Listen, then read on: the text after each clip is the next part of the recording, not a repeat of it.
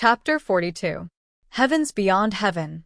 On the floating island where the Xian auction was located, there was a green breeze pill on the desk in front of Xiang Linma. The small round pill didn't look very eye-catching, nor was it a precious high-grade pill. Sigh. He sighed softly and placed the pill into a small porcelain bottle with his palms together. Sitting alone at home, sighing, a woman's voice came from outside Xiang Linma's door. Is this a young man missing a beautiful woman? Stop joking. Xiang Linma smiled bitterly and looked at the door. Xue Jinwen was leaning against the door in a red dress. She smiled lazily and seductively. I don't have a beautiful woman to miss. He looked at her. Why are you here? Someone from my family told me that the Decennial Medical Cultivators Assembly will be held in the East Border, Descending Star City. Do you want to go? Huh? Xiang Linma was stunned. Descending Star City? Descending Star City in the East Border was a familiar name. One of the three major sects in the East Border, the Descending Star Pavilion, was there. But why Descending Star City?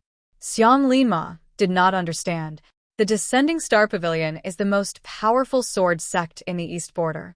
The Medical Cultivators Assembly was a grand medical cultivators event held once every 10 years in the 3,000 worlds. It was first held 700 years ago and had been going on for hundreds of years. When the time came, medical cultivators from all over the world would gather and share their experiences. The most important thing was to choose the members of the Apricot Alliance who would be in charge of communicating with the medical cultivators in the Four Realms for the next 10 years.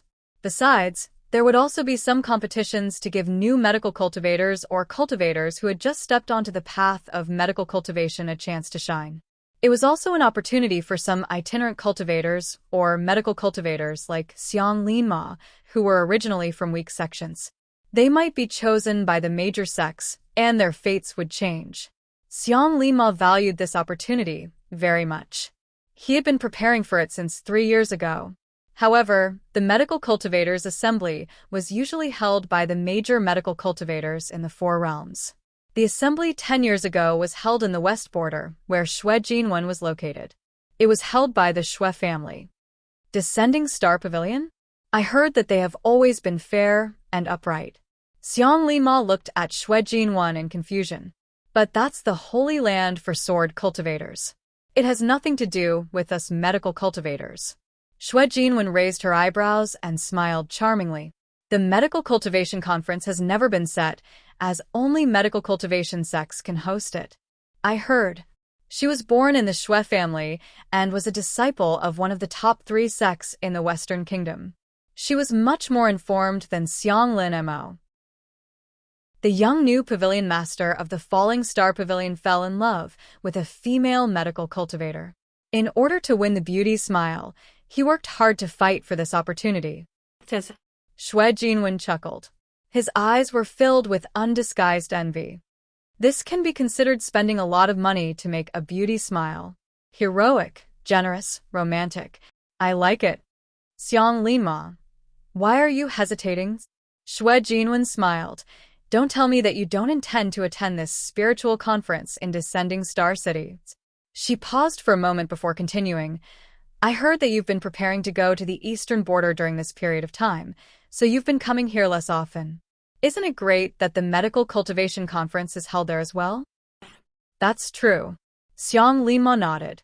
He stood up and bowed to Xue Jinwen. Thank you, Daoist Xue. I'll go and prepare to go to the Eastern Border. You? He looked at Xue Jinwen hesitantly. You'll be going too, right? Of course. Xue Jinwen nodded. She turned to look afar. From where she was, she could not see the disciples of the various sects who were looking for little Chi on the floating island of the Xian auction hall. Xue Jinwen smiled again. Do you think little Chi will be going too? Xiang Linma smiled bitterly again. How would I know? It's been a lot more crowded here recently. I heard that there are people coming here every day with all kinds of excuses just to find out more about little Chi. That's right. Xue Jinwen's eyes shone brightly. I don't know if that delicate and cute little face is her disguise or her real appearance. She looks like she's only 17 or 18 years old. If she's really that young, I wonder which powerful hidden sect can cultivate such a monstrous genius. If that's the case, little Chi probably won't go to the medical cultivation conference. Xiang Linma was a little disappointed. I wonder if she'll come to sky beyond heaven again. She'll come, Xue Jinwen said confidently. Last time, she asked me about some materials and how to order medicinal herbs. I guess. She narrowed her eyes. The little girl was probably sent out by her sex masters to train alone. She's smart and good at making money. However, the things that her masters gave her should be very limited. So she'll come again. After all, sky beyond heaven. Xue Jinwen raised his eyes and looked at the seventh floating island that was floating in the sky far away. If you can't find what you need even in sky beyond heaven, it'll be even more difficult in other places. So, she said firmly, little Chi will definitely come again. 3,000 worlds, east border, burnt city. Meng Chi stood outside the city gate and let out a long sigh. After half a month, they finally arrived. Beside her stood Qin Xioma in black. However, his face was almost darker than his clothes. On the other side of Meng Chi stood white-robed Su Junmo. In front of others, he was the most standard, elegant young master in the chaotic world. He was handsome, noble, and elegant. No matter where he stood, he would attract the attention of many women. However, behind others, Meng Chi thought about it and was about to break down. Yes. In her previous life, she had seen how terrifying a talkative fox was. However, she had forgotten that when she met Su Junmo, he was injured and seriously injured. He could not even maintain his human form. He was very weak. Meng Chi, shut up, shut up. As soon as Su Junmo opened his mouth, Meng Chi and Qin Xioma scolded him in unison. A talkative fox was not scary. A chatterbox is even one major realm higher than you at your peak and several minor realms. It was very scary if you could not get rid of it no matter what you did. Su Junmo blinked and obediently shut his mouth, feeling wronged. He did not dare to disobey Meng Chi's words. Who knew if this mysterious female Xiao that his master asked him to investigate would become the future demon empress, his other master? Let's enter the city. Meng Chi actually liked peace and quiet, but this time, she led the two of them directly to the largest inn in the center of Burnt City. They went wherever there were the most people. Compared to Fresh Breeze Town, Burnt City was one of the 10 largest cities in the east border. Just the city alone was dozens of times larger than Fresh Breeze Town. The city was unusually prosperous. From the city gate to the east, people came and went everywhere. It was very lively. Most of the people living in Fresh Breeze Town were ordinary people. Other than the Xiozha from Fresh Breeze Valley, it was rare to encounter other Xiozha in Fresh Breeze Town. Among the people coming and going in Burnt City, the proportion of Xiozha was not small. The shops on the sides of the street, other than the normal restaurants, also sold Dan, talismans, Xiozha weapons, and Ling energy materials. It was not the first time Meng Chi had come to Burnt City. In her last life, she had only seen the scenery on horseback and had not walked around properly. This time, her state of mind was very different. Walking along the street, she felt many things were very interesting. We've arrived. Meng Chi and the others quickly walked in front of the largest inn in Burnt City, the Rui residence. This place was close to the center of Burnt City and was even more prosperous. The Rui residence was very large. The front was a restaurant for drinking and eating, and the back was for people to live in. At this time, people were coming and going in the restaurant in front. There were almost no empty seats. In front of so many people, Su Junmo would not talk endlessly. Meng Chi and Qin Xioma finally had a moment of silence. In the past, even if they told him to shut up, he would at most endure for 15 minutes. As long as he could find a reason, he would talk endlessly. Guests, please come in. The waiter of the Rui residence quickly came over. Are you three having a meal or staying? Staying. Meng Chi said, please give me a quiet room. All right. The waiter smiled and led Meng Chi and the others to the back of the restaurant. You have come at a bad time. Recently, Burnt City has had many guests from Western Jia. Right now, there is only one independent courtyard that is empty. There are 4 rooms in the courtyard, do you mind? Please take us to see. Meng Qi smiled at him. Qin Xiumon naturally followed behind her. On the way, Meng Qi was responsible for all of his food, accommodation, and transportation expenses. In any case, there was no need to worry about debts. For him, the more he owed, the better. The best was the kind that he could not repay in his entire life. The layout of the Rue E residence was very interesting. In addition to the restaurant in front, after passing through the restaurant, there was a beautiful garden. There were 7 or 8 pavilions in the garden. There was a distance between the pavilions, and there were many vines and flowers planted around them, hiding the pavilions among the green leaves and flowers. Standing outside, it was difficult to see the situation inside. It was elegant and interesting. The waiter saw that Meng Qi looked at the pavilions a few more times and introduced with a warm smile, "This is our restaurant's private room." Outside each pavilion, there is a protective array.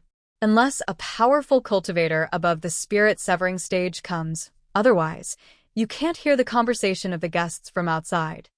It's quite interesting. Meng Qi smiled. Su Junmo's eyes lit up. Please give us a private room. We can eat first. Not hungry. Meng Qi and Qin Xiuma said in unison again. Su Junmo. He felt wronged, but he still did not dare to contradict the future demon empress. Meng Qi took a deep breath.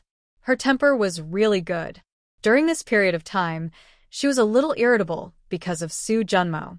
She suddenly felt a little sympathy for Lu Qingran. Meng Qi did not believe that after Su Junmo and Lu Qingran became familiar with each other and fell in love, he would still hide his true nature in front of her. It was very impressive that Lu Qingran could endure it and stick to him every day. Thinking of Lu Qingran, Meng Qi's eyes flashed slightly. After leaving the main hall of the Cool Breeze Valley that day, she had not seen this senior sister again. When they left the Cool Breeze Valley, it was already very cold and lonely. The sect leader was still there, but the disciples left and went to the Burning Heaven Palace. She did not know if senior sister Lu had returned to the Cool Breeze Valley later.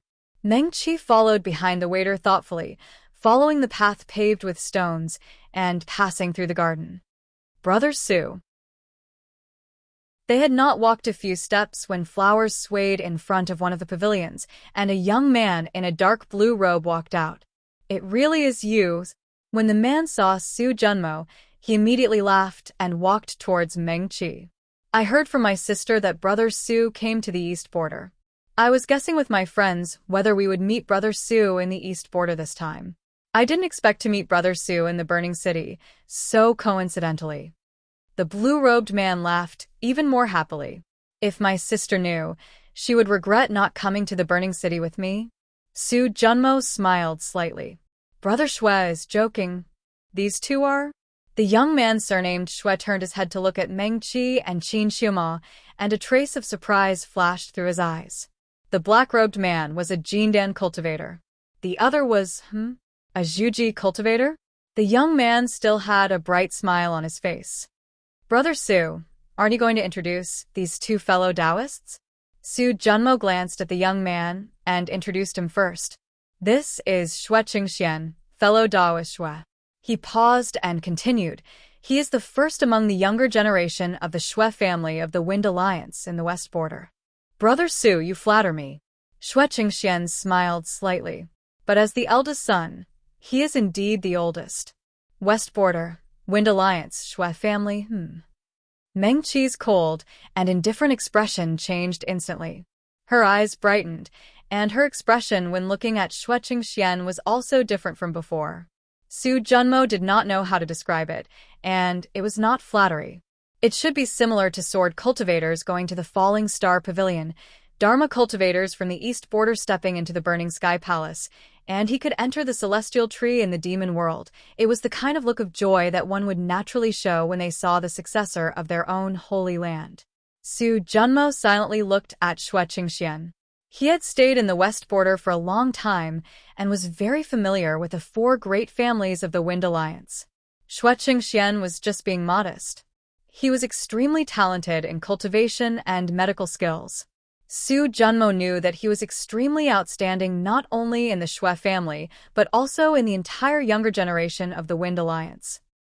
This is Meng Qi from the Cool Breeze Valley, and this is Qin Xiuma. Su Junmo introduced the two. Greetings, fellow Taoists. Shueqing Xian politely cupped his hands and greeted them. Qin Xiuma coldly returned the greeting. Fellow Taoist Shui. Meng Qi returned the greeting and looked at Shueqing Xian with bright eyes. Living in the east border, I have long heard of the Wind Alliance. Shueqing Xian smiled slightly. He did not dislike Meng Qi's gaze, although it was bright and clear when looking at him. However, that kind of brightness did not contain any desire, or scheming. It was very clean. Fellow Taoist Meng, are you also a medical cultivator? Shueqing Xian could not help but ask. Yes. Meng Qi nodded. Then if fellow Taoist does not mind, why don't we enter together? Shueqing Xian turned sideways and made an inviting gesture. This time, I was traveling with two fellow disciples and received a notice from our elders. The three of us came to the east border together.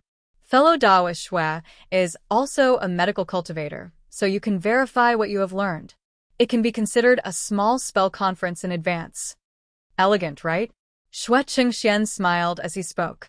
He was handsome, cultured, and elegant, and came from the Shui family. In addition, he was extremely talented in cultivation and medical skills. He was already a fourth-stage nascent soul cultivator at a young age, and his medical skills had reached 5th grade.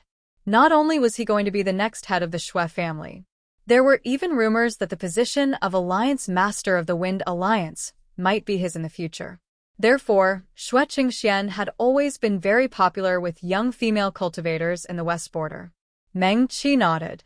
Then I'll have to bother you. Su Junmo. He looked at Meng Qi, and then at Shueqing Xian. After following this girl for more than 10 days, he was not blind. He was naturally smart and sensitive, and he had long seen that Meng Qi did not like to socialize. Along the way, she did not talk much with Qin Xiuma, and she also did not like to talk to him.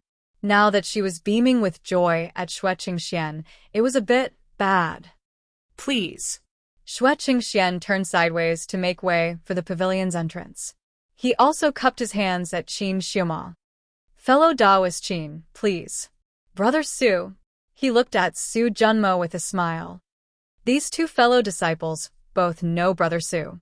They will be very happy to meet Brother Su here. Please. Su Junmo was helpless. He nodded. After entering the pavilion, he rushed to sit next to Shueqing Xian, separating him from Meng Qi. Sure enough, he also knew the other two people inside. They were also from the Wind Alliance, Morong Fei and Wen He.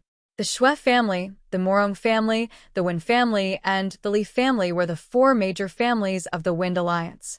Shueqing Xian introduced Meng Qi and the others to the two of them. Morong Fei and the others already knew Su Junmo, and with Shueqing Xian around, the atmosphere quickly became harmonious. Fellow Taoist Meng, are you also going for the Medical Cultivators Conference? They briefly chatted with Su Junmo about what they had seen and heard recently. Shueqing Xian looked at Meng Qi with a smile. If so, we can travel together later. Medical Cultivators Conference? Meng Qi was not unfamiliar with this. However, after she left the Cool Breeze Valley in her previous life, she traveled the 3,000 worlds and coincidentally met her master, so she did not join any sections.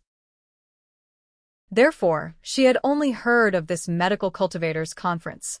It was a gathering of the top medical cultivators in the 3,000 worlds once every 10 years, but she had never been to it. Yes. Shueqing Xian was slightly surprised, but he quickly explained patiently, this year happens to be the 10-year period. It will be held in Descending Star City at the beginning of next month, and the Descending Star Pavilion will host this Medical Cultivators Conference. Descending Star Pavilion? Meng Qi was extremely surprised. Yes. Shueqing Xian nodded with a smile. However, embarrassment flashed across Morong Fei and Wen He's faces. No matter how powerful the Descending Star Pavilion was, it was easy to be surprised that a sword cultivator sect would host a medical cultivators conference. When they first heard about it, their expressions were similar to Meng Qi's. But isn't the Descending Star Pavilion a sword cultivator sect? Meng Qi did not understand, and asked. It's a sword cultivator sect. Xue Qingxian nodded with a smile. I heard from my father that the new pavilion master of the Descending Star Pavilion promised a 10-year period. Within 10 years, he will do his best to hunt strange beasts and strange birds in the Starfall Sea that can be used as medicine. I see. Meng Qi was suddenly enlightened. No wonder. Most medical cultivators were immersed in the cultivation of medical skills, and their attack techniques were ordinary. The Starfall Sea was said to be the place where the 3,000 worlds, the demon world, and the devil world were connected. There were many strange flowers, strange herbs, and strange beasts. Many of them could be used as medicine, and some of them could even be classified as natural treasures. However, the Starfall Sea was extremely dangerous. Those below the spirit-severing stage would die as soon as they stepped into it. Even spirit-severing stage cultivators were in danger there. Not to mention hunting those strange beasts, just staying alive was extremely difficult. Those who wanted to hunt and cultivate there were at least insightful emptiness realm cultivators. There were not many insightful emptiness realm cultivators in the 3,000 worlds. How many of them who had reached the insightful emptiness realm would go to the Starfall Sea to collect herbs or hunt strange beasts for them? Even so, I still feel that it's not very appropriate. Morong Fei was slightly younger. His dissatisfaction was written all over his face. At this moment, he snorted softly. I'm afraid this will become the biggest black mark in the history of the Medical Cultivators Assembly. Yes. When he also looked unhappy. I don't know what the teachers are thinking. The 3,000 worlds originally valued sword cultivators and spell cultivators more. 300 years ago, the formation became strong again, and the weapon cultivators grew stronger day by day. On the other hand, we feel that we are less and less valued. Now, even the assembly is hosted by sword cultivator sections. I feel that medical cultivators are about to become the vassals of sword cultivators and spell cultivators. Xue Qingxian did not speak. He looked at Meng Qi. What do you think, Daoist Meng? I think it's okay. Meng Qi said seriously. This pavilion master of the Starfall Pavilion is actually willing to go to the Starfall Sea to hunt strange beasts for 10 years and collect herbs for us. I don't think it's a big deal that the Apricot Alliance gave him a special seat. Morong Fei and when he were stunned. They looked at Meng Qi in surprise. A cultivator who just built his foundation? What the hell? Did she just say the Apricot Alliance? This was an alliance jointly elected by all the major medical cultivator sections. It was responsible for contacting the medical cultivators of the Four Realms. Although the Apricot Alliance was established, it did not interfere with the internal affairs of the medical cultivator sects of the Four Realms. However, if there was an emergency, the Apricot Alliance had the right to conscript all the medical cultivators of the 3,000 worlds. They were also responsible for contacting the major medical cultivator sections. Almost all the members of the Apricot Alliance were the sect masters or elders of the major medical cultivator sects of the Four Realms. Was this girl joking? Ha ha ha. Xue Qingxian clapped his hands and laughed heartily. He lightly knocked on the table and stood up to raise his wine cup. With a smile, he personally filled Meng Qi's wine cup. Daoist Meng's words are interesting. I really should toast you. As Xue Qingxian spoke, he raised the wine cup in front of him and drank the wine in the cup. He smiled at Meng Qi. I'll drink. Daoist Meng, please. The wine of Rui House was sweet and mellow. It was not strong. Meng Qi was not good at drinking. He also raised his head and drank the wine in the cup. Refreshing. Xue Qingxian sat down and turned to look at the surprised Morong Fei, and when he sighed. Both of you are not as clear-headed as Daoist Meng. He said, what we pursue is the great Tao of medicine or these superficial gains and losses. Morong Fei and when he were startled. We medical cultivators may be able to enter the Starfall Sea and retreat safely. However, how many of us can kill the strange beasts and ferocious beasts inside? Master can. When he muttered, the others, he shook his head. The two elders should be able to do it too. However, it's hard to say. The Starfall Sea was already a legendary existence for young disciples like them. That's why the #1 sword cultivator in the Eastern Territory is willing to enter the Starfall Sea for us for 10 years. The other party only requested that the Medical Cultivator Conference be held in Starfall City. We are the ones benefiting from this. As Xue Qingxian finished speaking, he looked at Meng Qi with a smile. Daoist Meng, do you think so? Meng Qi nodded his head. Yes. Xue Qingxuan's smile grew wider. If we can exchange a seat in the Apricot Alliance for another 10 years of hunting, he looked at Meng Qi with a smile. We will be making a huge profit. That's right. Meng Qi nodded his head again. She even wanted to say that if she could exchange her position as the Deputy Alliance Leader of the Apricot Alliance for the eternal help of the Pavilion Leader of the Falling Star Pavilion, the medical cultivators in the 3 realms should be overjoyed. That was the Starfall Sea. There were many rare and precious elixirs that only existed in legends. They were heavenly materials and earthly treasures that were only recorded in ancient books. It was even said that some medical cultivators had died in there and left behind jade scrolls that recorded their medical skills. To all the medical cultivators in the 3 realms, this was an immeasurable amount of wealth. Xue Qingxian smiled as he looked at Meng Qi. His gaze was gentler than when he first met Meng Qi. He took the initiative to invite her. Daoist Meng, if you are free, why don't you come with us to the Starfall City? Before the beginning of next month, all the medical cultivators in the 4 realms who can spare time will go. Many sects will also recruit outstanding disciples during this spiritual conference. Meng Qi's heart skipped a beat. She had never participated in such a grand event. Just the thought of medical cultivators from the 3 realms gathering together made her excited. Perhaps she could find a way to cure little Qi there. All right. Chapter 43. Okay. Xue Qingxian said, Burn City is the closest city to Western Jia. It will take about 7 days to get to Fallen Star City from here. We're going to visit friends here and prepare to depart in 3 days. Does fellow Meng have other plans? His gentle attitude surprised Morong Fei and Wen He, who were watching from the side. Xue Qingxian was indeed the most talented and capable person in the younger generation of the Wind Alliance. They also knew that the elders had high hopes for him and that he was the most likely candidate to become the leader of the Wind Alliance.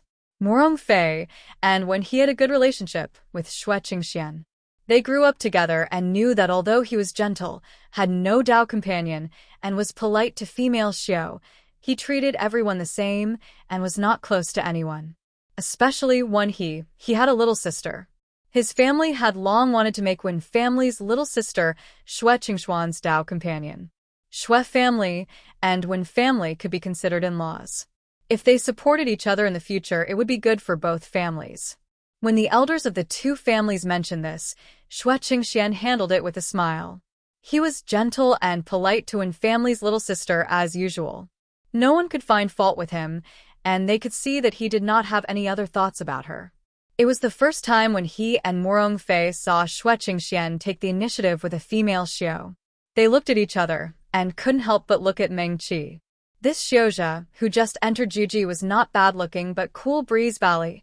The 2 thought about Su Junmo's introduction and tried their best to recall, but could not remember which medical Xiao sect was called this. Cool Breeze Valley was too small. Several generations of sect leaders were all Jinyan Xiao, and it was at the border of Eastern Jia, far away from Western Jia. Morong Fei and Wen He were disciples of large sects and had never heard of such a small sect. They looked at Xue Qingxian in confusion. Was this the young talent that the elders of the Wind Alliance appreciated? The person that so many female Xiao in Western Jia could not move him actually fell in love with this Juji girl at first sight? Xue Qingxian did not look at his 2 friends and patiently waited for Meng Qi's reply. Meng Qi calculated carefully. She came to Burnt City for the jade cicada vine on the cliff outside the city. Once she got it, she could leave. Furthermore, she looked at Su Junmo with satisfaction. Ever since Xue Qingxian appeared, he had been quiet. She definitely had to go to Descending Star City. Along the way, there were medical cultivators from the Wind League chatting. It was much more interesting than listening to the talkative fox talk about the gossip of the demon realm. Meng Qi pondered for a moment. Ignoring Su Junmo's desperate winks, she nodded and said, "Thank you, fellow Taoist Shui. Shall we meet at the city gate in 3 days?" "All right." Shui Chengxian smiled. "Is Taoist Meng busy in the Burnt City? Why don't you tell me and see if I can help? Although I haven't been in Burnt City for long, I still have a few friends here who can help." "Thank you, fellow Taoist Shui." Meng Qi also smiled at him. "I can handle it myself." Her head became a little dizzy, but her expression was still calm. Looking at the Shui Qingxian in front of her, she felt as if he had become two people. Was it because of the cup of wine just now? Meng Qi had almost never touched wine before. In fact, if a cultivator's realm was higher, it would be difficult for them to get drunk. However, she was only in the foundation stage after all. The wine of Wishing Lane was brewed with more than 10 kinds of spiritual flowers and spiritual herbs. When it entered the mouth, it was sweet and refreshing, but it had a strong aftertaste. Jindan cultivators who were not good at drinking would easily get drunk after drinking a few cups. Meng Qi subconsciously raised her hand and supported herself on the table. Qin Xiaoma was the first to notice her change. He was originally sitting indifferently at the side, ignoring Shui Qingxian and the others. At this time, he suddenly stood up. "Let's go." Meng Qi looked up at him, her eyes becoming hazy. "Go," she shook her head. "Go where?" "Go back and rest," Qin Xiaoma said. Oh. Meng Qi nodded obediently, and her fair cheeks were dyed with a layer of red. Qin Xiaoma's fingers that were hanging by his side moved slightly. He was used to Meng Qi's serious and calm appearance, but she kept people at arm's length. When he looked at her like this, she had some of the innocence of a young girl. She looked unexpectedly cute. As expected, she was drunk, right? She would not be so obedient when she was sober. Qin Xiaoma coughed softly and reached out to grab her arm to pull Meng Qi up. As expected, the young girl stood up and obediently stood beside him. It was a long journey, and she can't handle alcohol. "I'll take her to rest." Qin Xiaoma threw down these words and walked out of the pavilion with Meng Qi. "I'm sorry." Shui Qingxian hurriedly caught up with them and sent them out of the pavilion. He looked at Meng Qi apologetically. "I didn't know that Taoist Meng doesn't drink. I was reckless." Shui Qingxian hurriedly called the waiter, who was waiting outside. "Send the two of them to rest. I'll take care of their bills." Yes.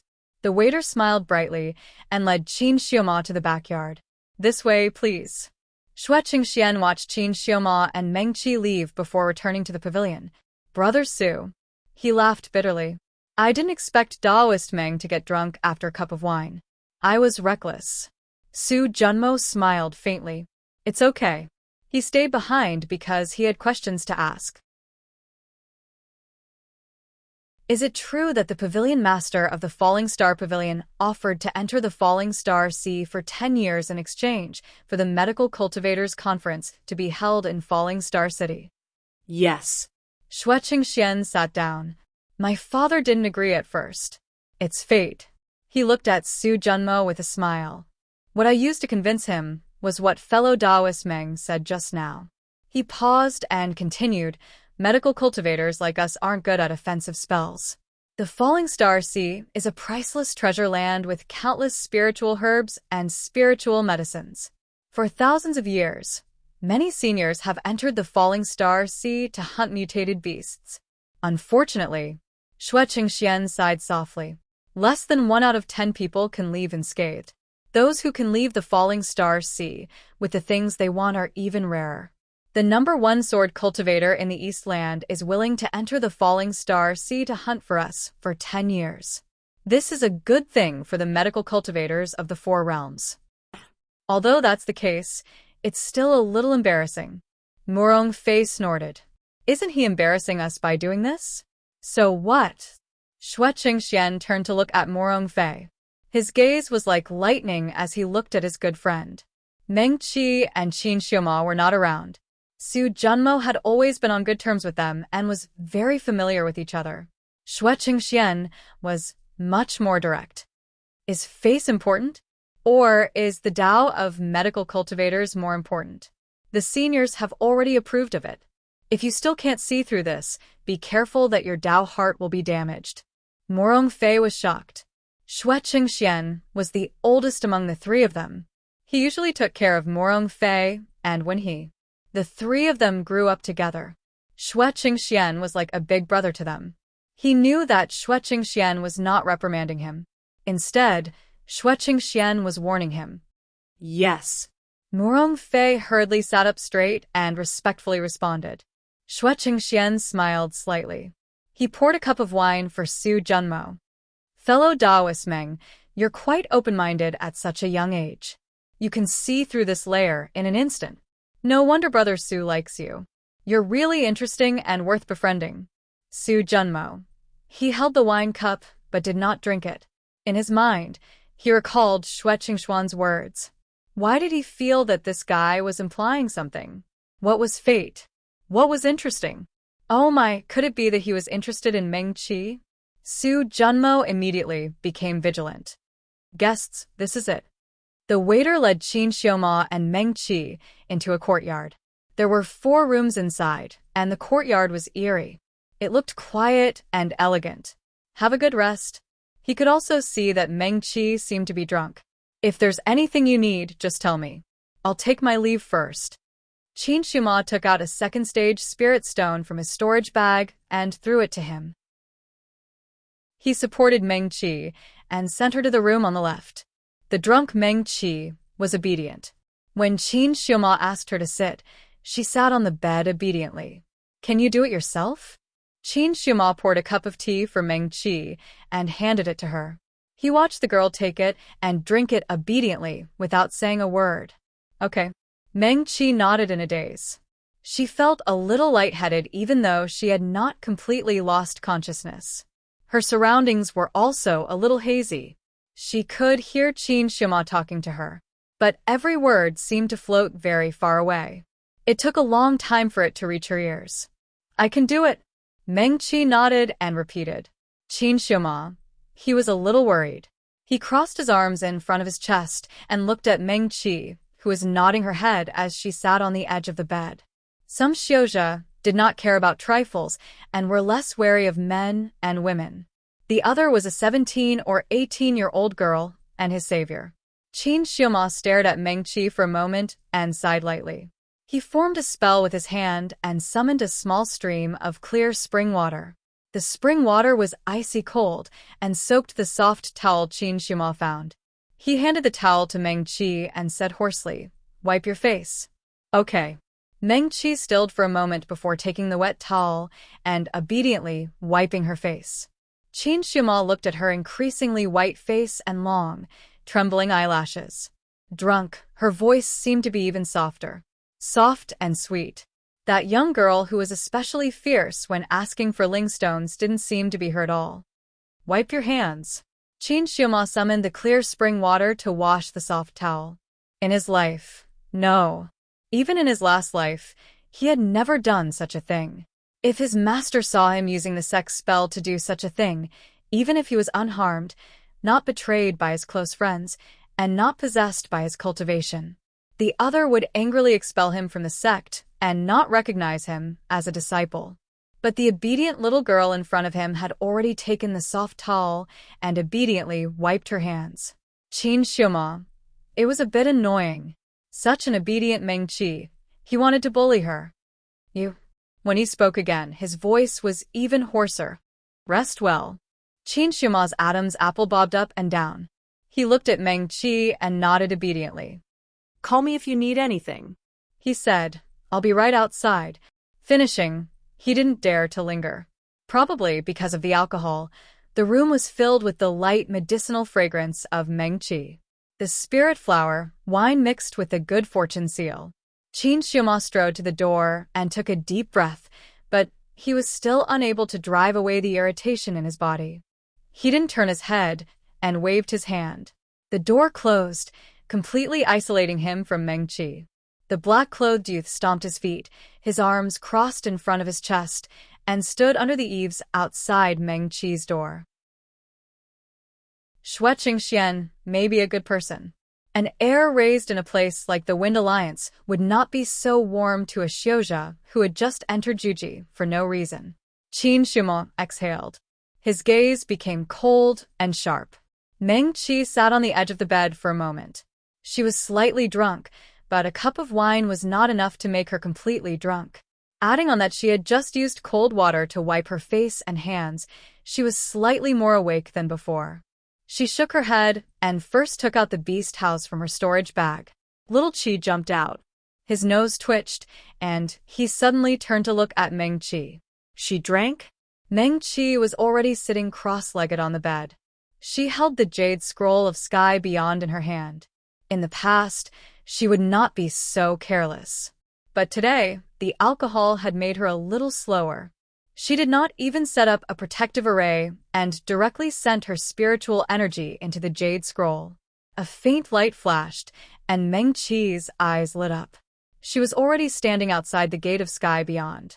She exhaled, and the drunkenness seemed to have followed her to Sky Beyond. Meng Qi shook her head and walked forward. She was going to find some bamboo scrolls that recorded the contents of the medical cultivation spell assembly and the jade cicada vine. She came to Burnt City for the jade cicada vine. This thing grew on the cliff and was very difficult to pick. The container for the jade cicada vine was also very special. Only a box made of cold jade unique to the Northland could ensure that the jade cicada vine's medicinal properties would not dissipate after leaving the cliff. Meng Qi staggered a few steps forward. She regretted it. If she had known earlier, she would not have finished that cup of wine. Shui Qingxian said that she could do whatever she wanted. It was just that at that time, she felt that Shui Qingxian was not bad. It was rare that other than her teacher, there was someone who could understand her thoughts. She was happy and drank it directly. Now, she regretted it. She was very regretful. Meng Qi simply stopped and stood in place for a moment. She shook her head again. She knew that in her current state, it would be very difficult to find what she needed. Meng Qi looked around and walked towards the nearest teleportation array. She had been here several times and was familiar with the place. She stepped straight into one of the arrays. A light flashed, and when she stepped out of the array again, she had already appeared on the floating island of the Xian auction house. Outside the teleportation array, there were 7 or 8 cultivators guarding there. Ever since that auction, they had been ordered to take turns on duty and had been squatting on the profound floating island for a long time. At this moment, when they saw that someone had arrived, their gazes immediately shot towards Meng Qi. But in reality, they were also slightly confused as they stood guard here. The order from the sect was for them to find the Xiuzha who had made the Northern Darkness stand. But who had made the Northern Darkness stand, whether it was a man or a woman, how old they looked, no one knew. Other than that, they could only keep an eye on Shui Jinwen. Someone had spent a great deal of effort to find out that the Northern Darkness Dan had been sent to the auction by Shui Jinwen. Meng Qi looked strangely at the Xiuzha on the floating island. She had come here several times. Other than the time she had gone to the Xian auction house, she had never seen so many people here. But she did not take it seriously. Even if she did, she could not understand it now. She walked straight towards the courtyard that Shui Jinwen lived in. When she was about to arrive, Meng Qi found to her shock that there were even more Xiuzha guarding here. She hesitated slightly, but still pushed open the door and entered Shui Jinwen's little courtyard. The courtyard was still filled with flowers and trees, which looked pleasing to the eye. The door of the hall was wide open. Shui Jinwen, who was dressed in red, supported her forehead with one hand and lazily looked through the bamboo slips in front of her. Sister Shui. Meng Qi reached out and politely knocked on the door 3 times. Oh. It's you. Shui Jinwen looked up at Meng Qi, surprise flashing in her beautiful eyes. She smiled sweetly, put down the bamboo slips in her hand, and walked out from behind the desk. Shui Jinwen waved her sleeve, and the outermost courtyard door closed. In this way, even if the Xiuzha outside had the ability to see through heaven and earth, as long as he could not defeat the Master of Sky Beyond Sky, he could not break the array left by the other party. Then no one outside would be able to spy on anything that happened in the courtyard. Xue Jinwen walked to Meng Qi and pinched her cheek. Did you drink? How did you know, Sister Xue? Meng Qi raised her eyebrows in surprise. After drinking, use the jade slips to come to sky beyond sky, and you'll be even more drunk. Xue Jinwen smiled and explained. The master of this place said that sky beyond sky is not a paradise, but more like a dream. So, if you come here after getting drunk, you'll be even more drunk. What kind of logic is that? Meng Qi muttered. Are you here for something? Xue Jinwen stared at her for a moment, then smiled and asked, Have you heard about the Medical Cultivators Conference, Lebeek? Net N. Meng Qi nodded. She was an itinerant Xiozha in her previous life, and her master was not a medical Xiozha. She had only heard of the Medical Cultivators Conference, but had never heard of it. Then, do you know that this year's Medical Cultivators Conference will be held in Descending Star City, and it will be hosted by Descending Star Pavilion? Xue Jinwen said slowly. I know. Meng Qi nodded. She reached out to hold the door unsteadily. Come, sit down and talk. Xue Jinwen laughed and pulled her to sit in front of the desk. Descending Star Pavilion is the top sword Xiozha sect in the East. She sighed. After the news spread, I've heard many medical Xiozha complain about this matter, and they feel that it's a disgrace to medical Xiozha. She chuckled. My parents and elders also argued about this for a long time. In the end, it was my elder brother who finally convinced my father and the elders to settle this matter. Oh. Meng Qi nodded. I know. She paused and said, but the master of Descending Star Pavilion promised to stay in the Starfall Sea for 10 years. No matter how you look at it, we're the ones who have the advantage. Xue Jinwen was stunned. A trace of surprise flashed across her beautiful eyes, then she could not help but laugh out loud. If my elder brother sees you, he'll definitely treat you as his confidant. Do you know? He said the same thing to my father back then. Oh. Xue Jinwen imitated Meng Qi's tone. He also thinks that we have the advantage. Meng Qi's heart suddenly skipped a beat. She felt that she should remember something. However, her head was really a little dizzy. The thought flashed across her mind, and she could not grasp anything. She shook her head and found that she was indeed more dizzy than before. Sister Xue. Meng Qi quickly said, I want to find something. Can I trouble you to help me? As she spoke, she quickly added, in addition to the spirit stones paid for these things, I'll also pay Sister Xue's spirit stones. Thank you for your help so many times. Call me Sister Xue. You don't have to be so polite with me. Xue Jinwen pinched Meng Qi's face again. She found that the slightly drunk Meng Qi's face was really easy to pinch. Tell me, what are you looking for? The relevant records of the Medical Xiozha Conference and the Ice Jade Box. Okay. Xue Jinwen nodded. Come here again tomorrow at this time. Thank you, sister. Meng Qi nodded at her. Okay. Xue Jinwen looked at her drunken appearance and shook her head with a smile. Go back and rest. As she spoke, she helped Meng Qi stand up. How much wine did you drink? Why are you so drunk? 1 cup. Meng Qi shook her head again.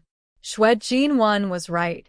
In this sky beyond heaven, she really felt that she was getting more and more drunk. Meng Qi did not know, and it was not entirely because she was in the sky beyond heaven. The wine she drank had a strong aftereffect. The wine that Xue Qingxian and the others wanted was one of the best wine in Rosy Lane. Foundation establishment cultivators once came to Rosy Lane to drink. After 3 cups, they fell to the ground and were drunk for a day and a night. Meng Qi was not a drinker at all. 1 cup was enough to make her drunk. Let's go. I'll send you to the teleportation array. Xue Jinwen shook her head and helped Meng Qi stand up. As she spoke, she helped Meng Qi walk out of the door. The eyes of the cultivators who were staring at her lit up when they saw her and Meng Qi come out. But soon, those people looked away in disappointment. She looked like a very young girl. She did not look like a medical cultivator who could refine such a special Dark North pill. She was probably one of Xue Jinwen's good friends who came to the sky beyond heaven to play with her. Xue Jinwen's lips curled up slightly. So, what was the use of these people waiting here? Even if they saw little Qi, they would not recognize her as the person they were looking for. She accompanied Meng Qi to the teleportation array. Meng Qi stood up and said to Xue Jinwen, "Sister Xue, I can do it myself. You should go back." "Okay." Xue Jinwen nodded. She smiled at Meng Qi. Bringing the Dark North pill back to the Xue family also caused a huge uproar. The Xue family in the Westland was the leader of the medical cultivators in the 3,000 worlds. But even they had no way of figuring out how the medicinal pills were refined. The elders in the family also wanted to ask Xue Jinwen about little Qi. Only her big brother stood his ground and stopped the elders from asking her. Xue Jinwen knew since she was a child that her big brother would be the future head of the Xue family and possibly the leader of the Wind Alliance. The elders had high hopes for him, and he was indeed talented. He had never disappointed anyone. But sometimes, even her father, who valued her big brother the most, could not understand what her big brother was thinking. But this was good. With such a big brother, the Xue family would not be too unbearable. She could still happily stay at home. Xue Jinwen watched as little Qi stepped into the teleportation array. Just as she was about to turn and leave, she suddenly turned back. "Hey." She wanted to call out to little Qi, but the teleportation array was activated and the other party disappeared. Xue Jinwen was stunned and quickly walked into the teleportation array. Meng Qi felt that she was right. But when the light flashed and she walked out of the teleportation array again, she found that she had arrived at a place she had never been to before. She looked around and could only see the blue sky and white clouds around her. It seemed to be much higher than the floating island with the Xian family. She looked around and could not see any other floating islands in the sky. Where was this? Her head was getting dizzier and dizzier as she walked forward unsteadily. Before she took a few steps, Meng Qi's legs turned to jelly. She suddenly staggered and fell forward. A man in a white robe who had appeared behind her suddenly stepped forward. A trace of helplessness flashed across his face. In the end, he stretched out his arm and steadily caught Meng Qi's falling body.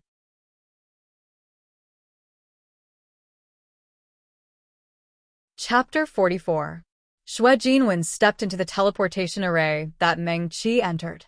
In a flash, she was already standing in front of a tall building with carved beams and painted rafters.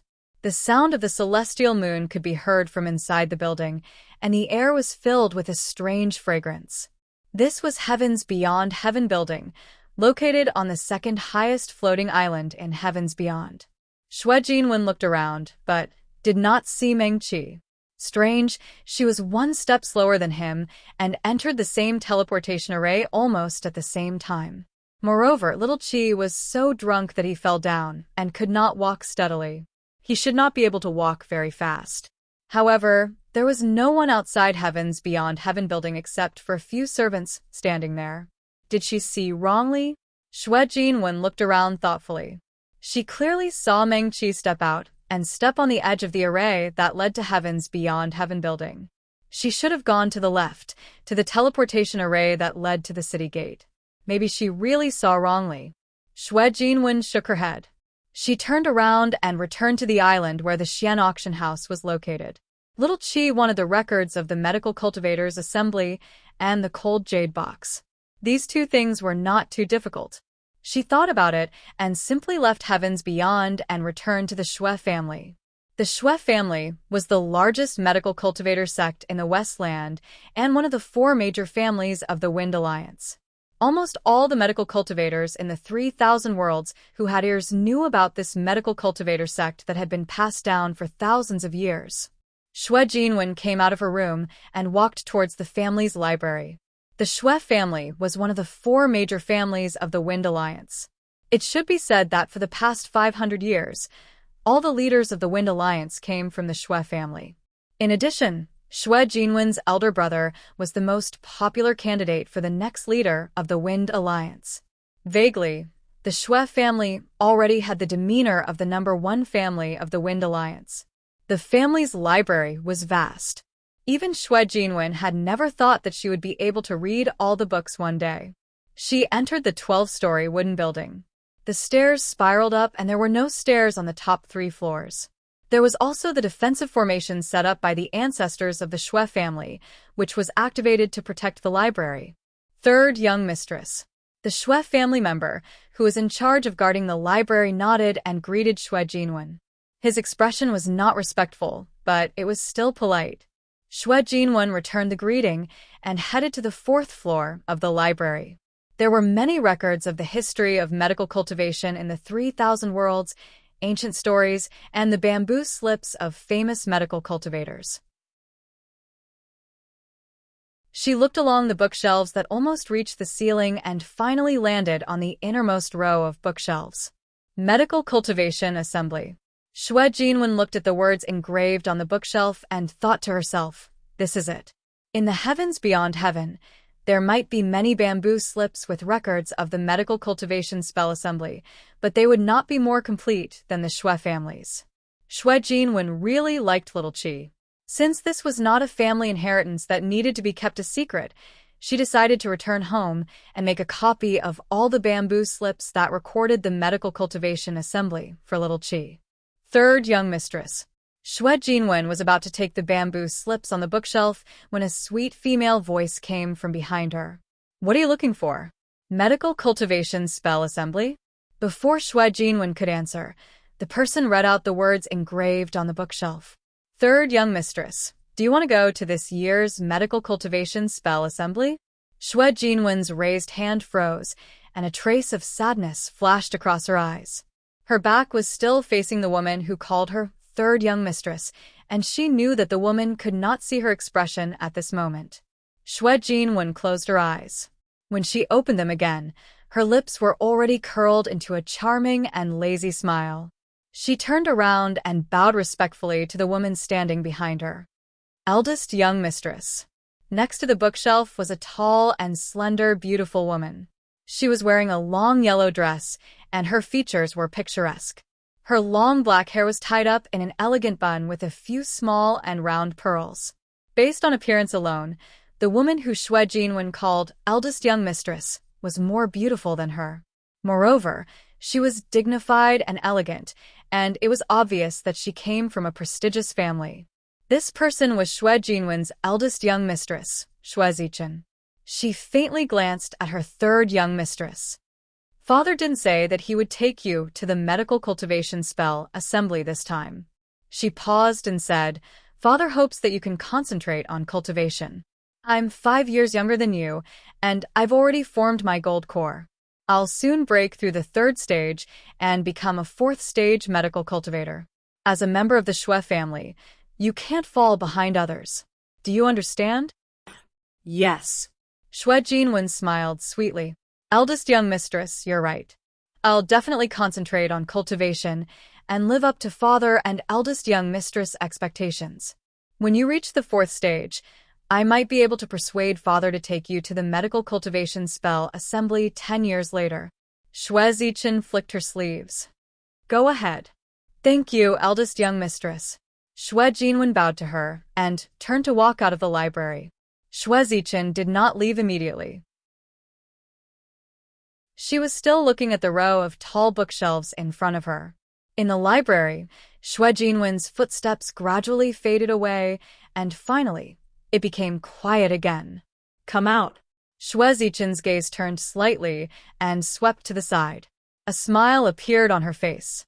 How long are you going to hide? Haha. A chuckle came from behind a bookshelf not far away. A girl who looked at most 17 or 18 years old walked over quickly. Eldest young mistress. She also called Xue Zichen eldest young mistress. She was Xue Jinwen's younger sister, Xue Lingfeng. She was also the genius girl who was just praised by Xue Zichen. In front of her eldest young mistress, Xue Lingfeng was much more relaxed and lively than Xue Jinwen. She hugged Xue Zichen's arm and shook it. I knew that third young mistress would want to go, but why doesn't father let her go? You? Xue Zichen shook her head and chuckled. Xue family members can't lose face when they go out. Oh. Xue Lingfeng nodded. No wonder father doesn't let third young mistress come out every time he meets guests. Father brought me to the medical cultivation spell assembly this time, but he didn't bring third young mistress.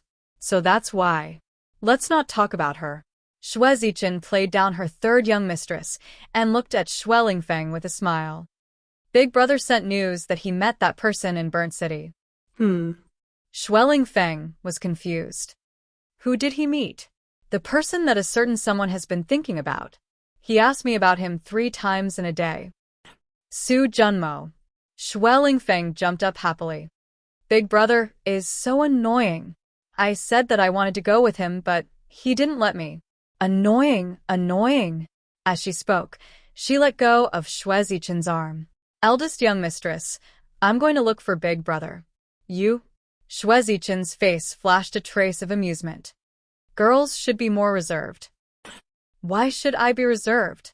Xue Lingfeng said righteously. If I like him, I like him. I just want to become Dao companions with Su Junmo. Double. You're crossing the line. Xue Zichen shook her head and interrupted the most favored youngest young mistress in the family. She reached out and gently smoothed Xue Lingfeng's hair. Go, I'll talk to father. Okay. Xue Lingfeng turned around and was about to leave. Oh, right. Xue Zichen called out to her again. Don't tell your third sister about this. You know, she also... I know. Xue Lingfeng chuckled. She thought for a while and said, but Su Junmo doesn't care about her at all. Before he went to the east, he came to say goodbye to us and didn't even ask third sister about it. What's the point of forcing something that's destined to not belong to you? Third sister's cultivation progress is so slow. Maybe it's because she hasn't resolved the knot in her heart. Lingfeng. Xue Zichen frowned. I know, I won't say it in front of third sister. Xue Lingfeng smiled and ran out of the library. Eldest young mistress, I'll leave first. I'll leave father in your care. At this moment, on the highest floating island in the sky beyond heaven, white clouds floated leisurely. Meng Qi only felt that her head was getting dizzier and dizzier. It was as if she was stepping on clouds. She knew that the more she walked, the more unstable she became. Clearly, the ground in front of her was very flat. Every step she took was uneven and uneven. Ugh. Meng Qi took a few more steps and suddenly staggered. Her legs gave way, and she fell to the ground. Before she touched the ground, she felt a grip on her waist. A strong arm firmly supported her waist and steadied her body. Thank you. Meng Qi opened her eyes wide and shook her head. She was really dizzy. She wanted to stand up straight, but she couldn't exert any strength. It was as if her hands and feet didn't belong to her anymore. She couldn't control them at all. Was this how it felt to be drunk? Meng Qi even thought that she was hallucinating. Behind her, she heard a soft sigh that was almost inaudible. The sigh was very short and soft, as if it came from a very, very faraway place. However, it sounded so familiar. You? She opened her mouth, but before she could say anything else, the world in front of her suddenly turned upside down. The hand that supported her waist just now exerted force. Someone carried her completely powerless body horizontally. The soft robe gently brushed against Meng Qi's cheek. She was completely unable to think, and a blank expression flashed through her mind. This way of carrying her was it. Meng Qi looked up in a daze. Her gaze fell straight into a pair of brighter eyes. Those eyes were as deep as ink, like the night sky. It was impossible to see through the eyes' owner's thoughts. His eyelashes were very long and thick, but coupled with his handsome long eyebrows and straight nose, he didn't give off a feminine feeling. Meng Qi was in a daze. She stared blankly and almost couldn't believe that the white-robed man in front of her carried her so easily. Her lips trembled slightly, but she couldn't make a sound. The white-robed man didn't speak.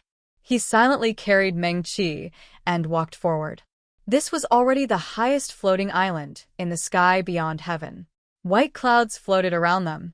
As far as the eye could see, the blue sky was behind them. The magnificent sky beyond Heaven City was under their feet. One floating island after another floated at a lower level. Even the closest sky beyond Heaven Tower seemed to be separated by clouds. The scenery on the island was extremely beautiful. The white-robed man carried Mengqi easily and walked forward. On both sides of them, there were clear springs and flowers, and there were lush forests and tall bamboos. Not far away, one could even see white clouds pouring down like a waterfall. It was so beautiful that it didn't seem like a mortal world. This was probably the most quiet and peaceful paradise in the sky beyond heaven. Very few people were allowed to enter. But Mengqi didn't even look at the scenery here. Her eyes were wide open, and she stared at the white-robed man without blinking. Her groggy had made it impossible for her to even clear her thoughts. But even if she was drunk, even if it had been many years, she would never mistake the man in front of her. The white-robed man had already walked into a courtyard with Mengqi in his arms. There were only 2 rooms in the courtyard, and one of the doors was open. He strode in with Mengqi in his arms and carefully placed her on the spacious bed in the room. The bed was covered with soft brocade, and there was an ink landscape bed curtain hanging on it. Mengqi's thin body looked small on the bed, and it was actually somewhat lovable. The white-robed man suddenly raised his hand and rubbed Mengqi's head, just like how she always liked to do to him. He quickly withdrew his hand, and he couldn't help but find it funny. Why was he angry with a little girl?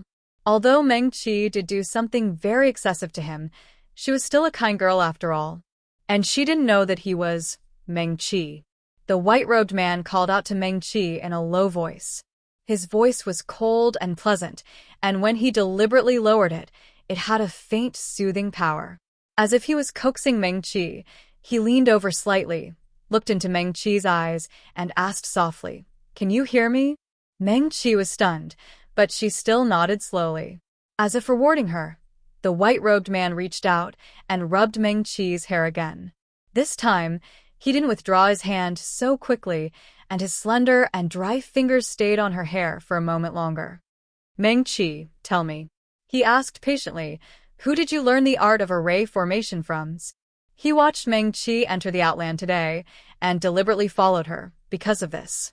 For this, he even did not hesitate to activate the teleportation array and send her to the 7th island of the outland. He also used some tricks to make Mengqi even more drunk. Otherwise, no matter how good the wine in Rosy Lane was, it would only be a cup. Mengqi wouldn't be so drunk. The art of array formation. Mengqi muttered and repeated his words. Her head was really dizzy, and she couldn't react for a long time. What array formation? She looked at the white-robed man's eyes blankly and asked, "An array for alchemy, a protective array, and an array that absorbs the spiritual energy of spirit stones for your use." And the white-robed man's eyes flashed slightly, and it fell on Mengqi's wrist. The array engraved on the medicine knife. He asked, "Who taught you?" "Who taught me?" Mengqi still looked confused. She looked at the white-robed man in a daze. The other party had sharp eyebrows and starry eyes, and his appearance didn't look feminine at all. However, that face was really too favored by the heavens, and it was really flawless, perfect, and impeccable. It was really a peerless beauty.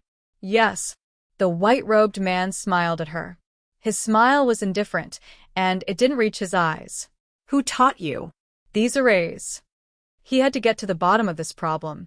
Mengqi was a qi refinement cultivator, even if she had already built her foundation.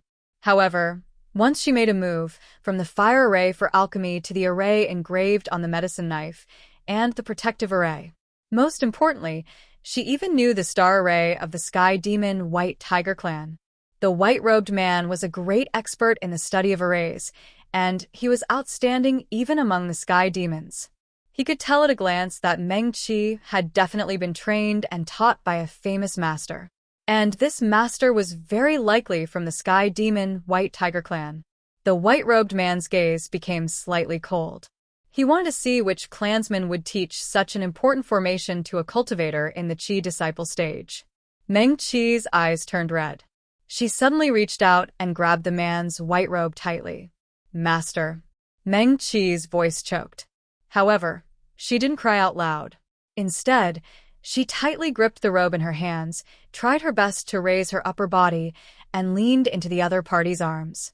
Master. Meng Qi's thin shoulders trembled slightly. Her voice also trembled violently. Don't you want me anymore? Boo-hoo. A low sob overflowed from her mouth, but she was soon forcefully held back. The white-robed man's entire body stiffened. He didn't understand how things had suddenly turned out like this. He slowly lowered his head stiffly. He could only see the girl's thin and slender shoulders. The other party should be having a hard time holding it in. Her shoulders twitched slightly, but he could barely hear her crying. Occasionally, there would be 1 or 2 sobs coming from her mouth. Master, the white-robed man became confused. He had never taken in a disciple and had been alone for 1,000 years. He couldn't be more unrestrained. Why would someone suddenly grab him and call him master? You? His body stiffened as he looked at the girl who was clearly crying very sadly but was holding back her sobs. The words were about to come out of his mouth, but he swallowed them back down. You? He raised his hand stiffly and placed it in the air for a long time. Then, he gently placed it on Meng Qi's shoulder. Don't cry. Boo-hoo. Meng Qi didn't listen to him this time. I miss you so much. I've been looking for you for a long time, but I don't know where to find you. She choked with sobs. I can only wait to see you again. Meng Qi raised her head and looked at the white-robed man with red eyes. Her long eyelashes were wet with tears, and there were tear stains on her fair little face. She looked pitiful and cute. The white-robed man had seen many times that she was calm and composed, and even a little sly. This was the first time he had seen Meng Qi like this. It turned out that the appearance of a strong and brave person when she cried was so lovable. He had seen beauties more beautiful than Meng Qi cry, but they wouldn't make him feel like this. The white-robed man almost blamed himself for the accusation in Meng Qi's words. But he suddenly came to his senses and looked at Meng Qi, not knowing whether to laugh or cry. She was still looking at him with a pair of tear-stained eyes. Her gaze was clear, and she looked as pitiful as a fawn. I'm not your master, he explained patiently. I've never accepted a disciple. Not in the past, and not in the future. As soon as he said that, he regretted it. Meng Qi's mouth flattened. She didn't speak or make a sound, but her tears kept falling down. How could she cry so much? The white-robed man had never had the experience of coaxing someone since he was born. For the first time in his life, he felt helpless. It was a feeling of powerlessness that he had never felt before, even when he was seriously injured. Don't cry. He had forgotten what he was going to do. He also didn't remember that he was going to ask how Meng Qi learned such an important thing as the star formation. He was at a loss for a moment, then reached out and grabbed a brocade pouch from the side. These are all for you. Meng Qi. Sob, sob, sob, sob. She still didn't speak, and her tears kept falling. As expected, her master didn't want to acknowledge her. That was true. He had said many, many times that he didn't want her as his disciple. Although he had never really abandoned her, he did say that he wasn't her master. Was it because her cultivation talent was still too poor? When Meng Qi thought of this, she cried even more sadly. She usually wouldn't be like this, but now that she was drunk, she couldn't control her emotions at all. More and more tears fell, and soon, a small tear stain was stained on her clothes. Don't cry. The white-robed man really had never had the experience of coaxing a girl. He was regretting it now, very regretful. Why did he trick Meng Qi to come here? Why did he ask her where she learned the formation? She had learned it, and she didn't do anything outrageous. Instead, she had been using it to save people. That was nothing. These are all for you. As the white-robed man spoke, he tapped his finger lightly and simply opened the brocade bag in his hand.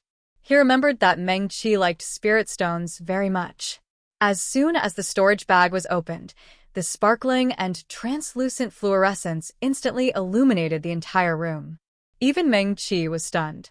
In the brocade bag was a whole bag of 9th-grade spirit stones. The spirit qi light was dazzling, enough to blind people's eyes. The Trichiliocosm used spirit stones as a unit to measure the value of items. Spirit stones were also the common currency of the four realms. Including the demon realm and the devil realm, they also accepted spirit stones. Spirit stones were divided into 9 grades. When they were in the Cool Breeze Valley, the disciples only received 10 to 21st grade spirit stones after completing an ordinary sect mission. Later, Meng Qi could make money, and the Dark North Pill sold for more than 208th grade spirit stones, which was already a lot. That was almost equivalent to the entire Cool Breeze Valley's income for several years, including the sect master and elders. CXCWW. It was no exaggeration to say that after selling the Dark North Pill, Meng Qi was definitely the richest person in the Cool Breeze Valley. And now, in front of her was a whole bag of innumerable 9th grade spirit stones. 1,000 8th grade spirit stones could only be exchanged for 1 9th grade spirit stone. If a 9th grade spirit stone was used to buy medicinal herbs, as long as it was not a particularly precious heavenly material or earthly treasure, it could fill up the storage bag that Meng Qi had just exchanged. She stared at the brocade bag in a daze, and her drunken head could not think of anything else. The white-robed man finally breathed a sigh of relief. He reached out and held Meng Qi's hand as if it was scalding and asked her to leave her divine sense mark on the brocade bag. "Okay, don't cry," he said. "These are all yours, Meng Qi." She looked up at the white-robed man, her mouth flattened, and tears fell again. "Master," Meng Qi sobbed and said in a choked voice, "I can also earn spirit stones. Don't leave me behind." She reached out a little pitifully and grabbed the man's robe again, looking up at him. "I don't need Master to raise me anymore. I can really earn a lot of spirit stones. I can raise you." The white-robed man sighed. He shouldn't have let Meng Qi get so drunk. He raised his hand, and his sleeve brushed Meng Qi's face. "I know." The white-robed man was helpless. "You're drunk. Have a good sleep." Meng Qi answered, and lay down on the bed softly. The white-robed man finally breathed a sigh of relief. Any investigation and questioning could be put aside for later. A drunk Meng Qi was simply scarier than the strongest opponent he had ever encountered.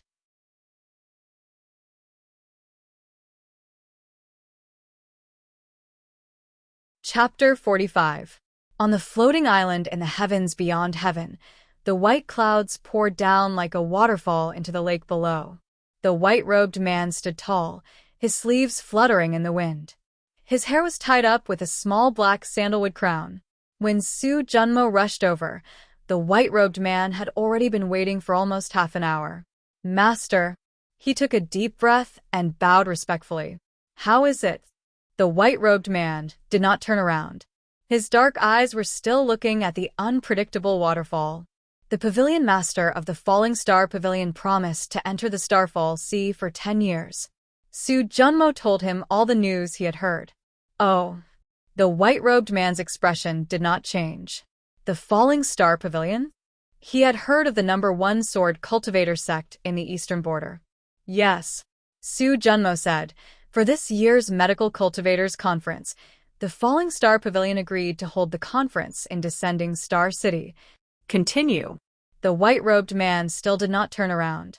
Su Junmo hesitated for a moment, but he still continued. "I have seen Meng Qi from the Cool Breeze Valley. He went to the eastern border because his master asked him to deal with Si Kong Yen and investigate Meng Qi." He was a little nervous and did not notice that the white-robed man's hands had stiffened. Su Junmo paused for a moment, then continued.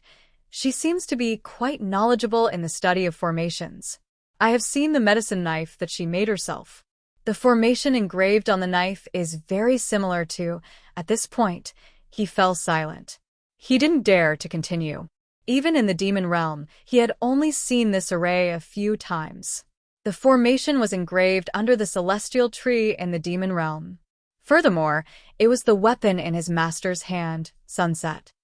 "I know about this," the white-robed man said. "I have followed Meng Qi to Burnt City. She should be going to Descending Star City to participate in the Medical Cultivators Conference. Su Junmo continued, she is very obsessed with medicine. She will definitely not miss this event. Su Junmo hesitated for a moment. He looked at the tall and straight back of the white-robed man in front of him, gritted his teeth, and said, Meng-Chi has a little white tiger with him. It is said that he picked up an injured exotic beast and wanted to raise it as a spiritual pet. Meng-Chi dotes on the little white tiger and treats it very well, but, I understand. You don't have to worry about this. The white-robed man interrupted Su Junmo, which was a rare occurrence. He flicked his sleeves and asked, the Shui family has already reached the burnt city. Yes. Su Junmo replied respectfully, Shui Qingxian is here personally. His father should be heading to Descending Star City at the start of the month. Let the Shui family bring their Shui family sutra. Go to Burnt City, beyond heaven. I'll give you the command token to mobilize the third team of the Dark Department. If necessary, you can get them to help you. Yes. Su Junmo didn't dare to ask any more questions. He bowed and left. He had too many questions in his heart, but he didn't dare to ask. The person who asked him to investigate Meng-Chi was his lord, but he didn't seem to care about it now.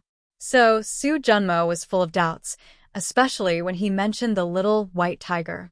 Although he didn't see his lord's expression, he could clearly feel his awkwardness and stiffness. Could it be? Su Junmo suddenly widened his eyes, then quickly looked down to hide the surprise in his eyes. Could it be that he didn't see wrongly that day? The little white tiger's eyes were really the shadow of the Big Dipper. So, what was the relationship between Meng-Chi and the little white tiger? He picked it up. How could it be so easy to pick it up? Why couldn't he pick up the little white tiger? The more Su Junmo thought about it, the more he felt that his guess was right. Also, there was the Shui family sutra. Although the name was ordinary, it had always been in the hands of the Shui family's masters. It recorded all the medical skills of the Shui family that had been passed down for thousands of years. Why did his lord ask them to bring it to Descending Star City? Su Junmo felt that the answer was obvious. He didn't dare to continue thinking about it, so he hurriedly walked towards the teleportation portal on the floating island. He wondered if Meng-Chi had sobered up. He originally wanted to follow her to see if she was all right, but he didn't expect to receive an urgent summons from his lord. Su Junmo stepped into the teleportation portal and appeared on the Xian floating island in a flash. He quickly walked towards a courtyard where Shui Jinwen lived alone. The girl in red was not in the room, but was sitting on the ground under the bamboo forest in the corner of the courtyard. There was a guqin in front of her, and her slender hands were gently strumming the strings. Hearing the footsteps, Shui Jinwen looked up at the door, and a look of surprise flashed across her eyes. Fellow Daoist Su. She stood up, and the joy in her eyes disappeared. The corners of her lips curled up slightly, and her smile was as charming as ever. Shui Jinwen. Su Junmo didn't stand on ceremony with her, and he took out a brocade pouch from his storage bag and passed it to her. Mark this with your divine sense. Remember to go to the heavens beyond to retrieve it. Thank you. Shui Jinwen clasped her hands and bowed to him. She followed his instructions and marked the brocade pouch. Inside were the items that she had asked Su Junmo to find for her. Although there were only 2 items, she was still very happy that he was willing to take her words to heart. Oh yes. Su Junmo kept the brocade pouch. Are you going to the Medical Cultivators Spiritual Conference next month? Shui Jinwen's eyes dimmed, and she shook her head. Big brother has already left for the burnt city. Father and the family elders will be heading to Descending Star City later. She paused and smiled. But big sister and little sister will be going. Tisk. Su Junmo shook his head. Shui Jinwen didn't know why he sighed. She thought for a while and asked, What's the matter, Daoist Su? I've already met your big brother in the burnt city. Su Junmo didn't hide it from her. He's with 2 people from the Morong family and the Wen family. Yes. Shui Jinwen nodded.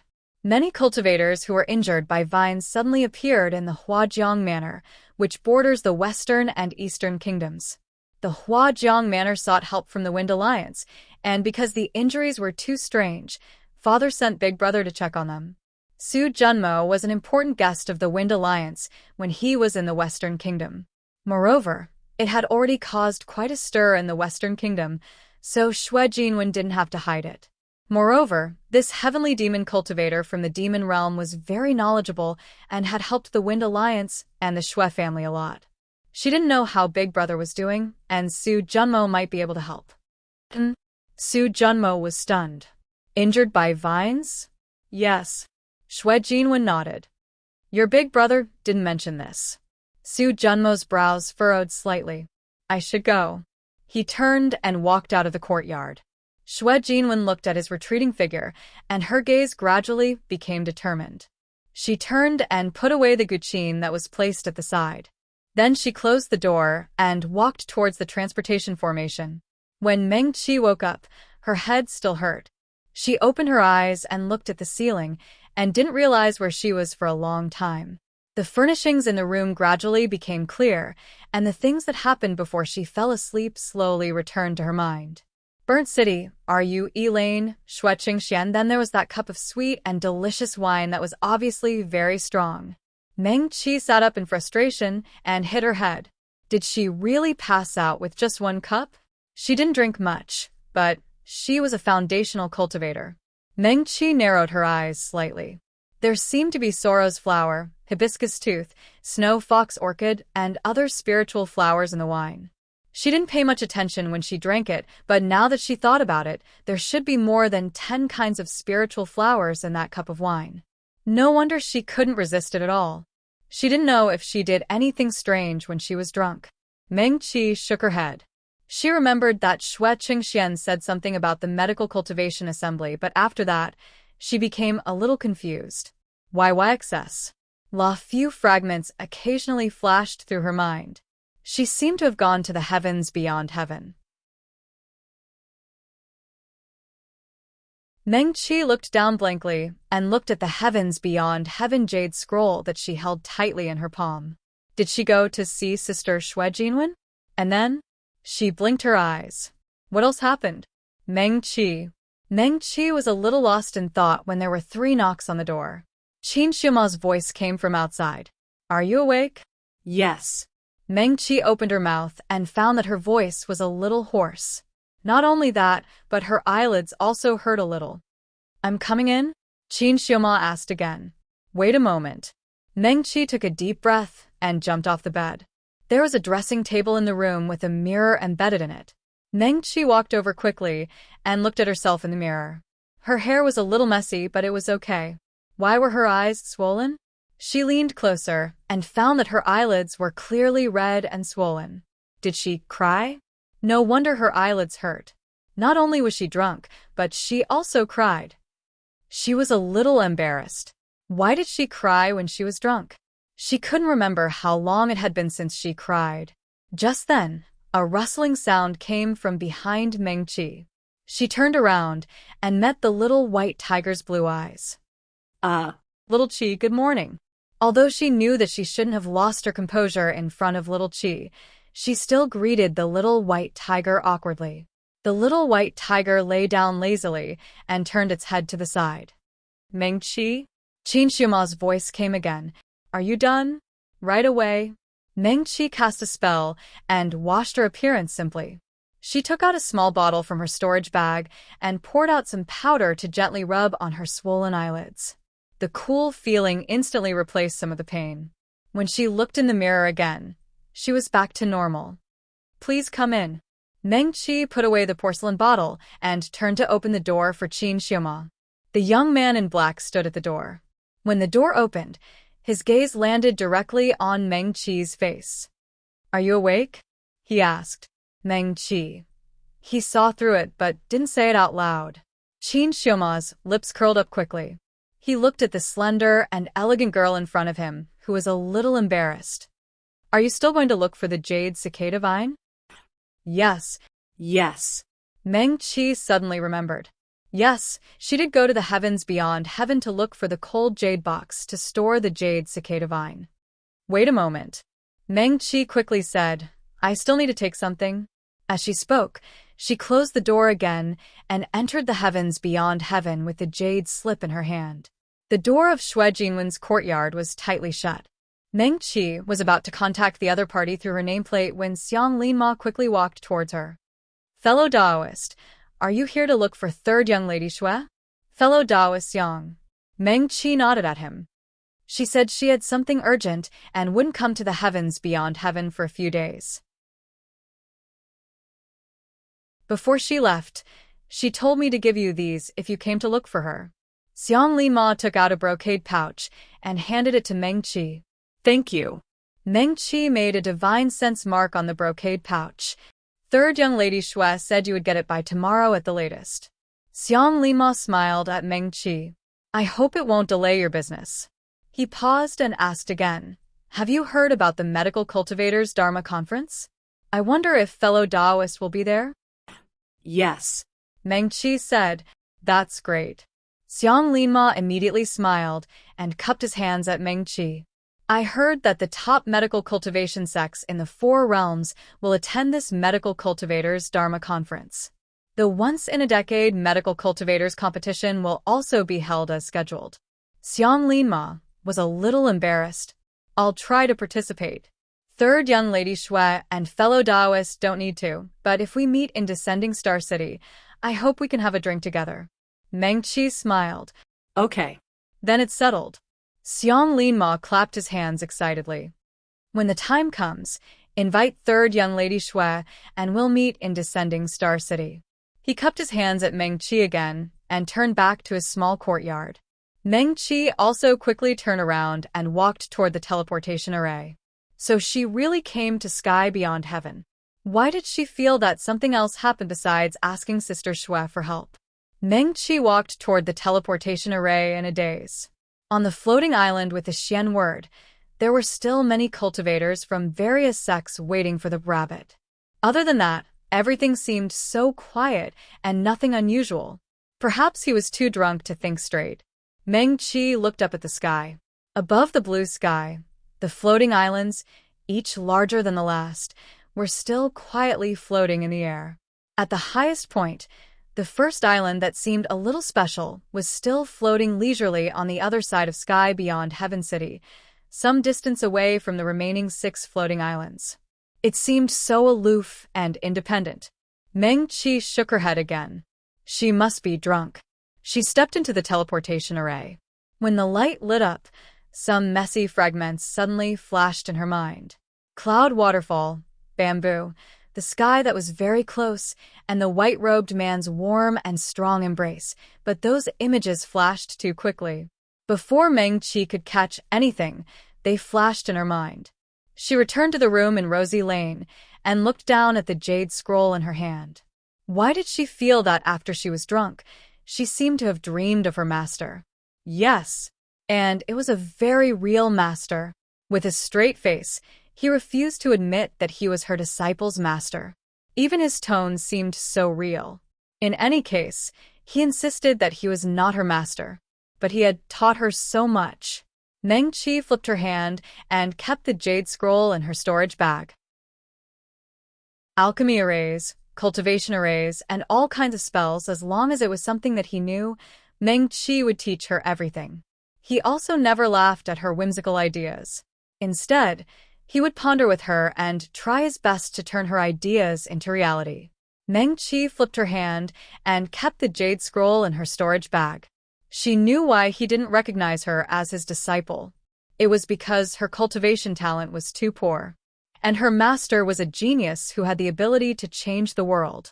Of course, he didn't want to accept a disciple who was so stupid that she had to rely on his help to form her gold core.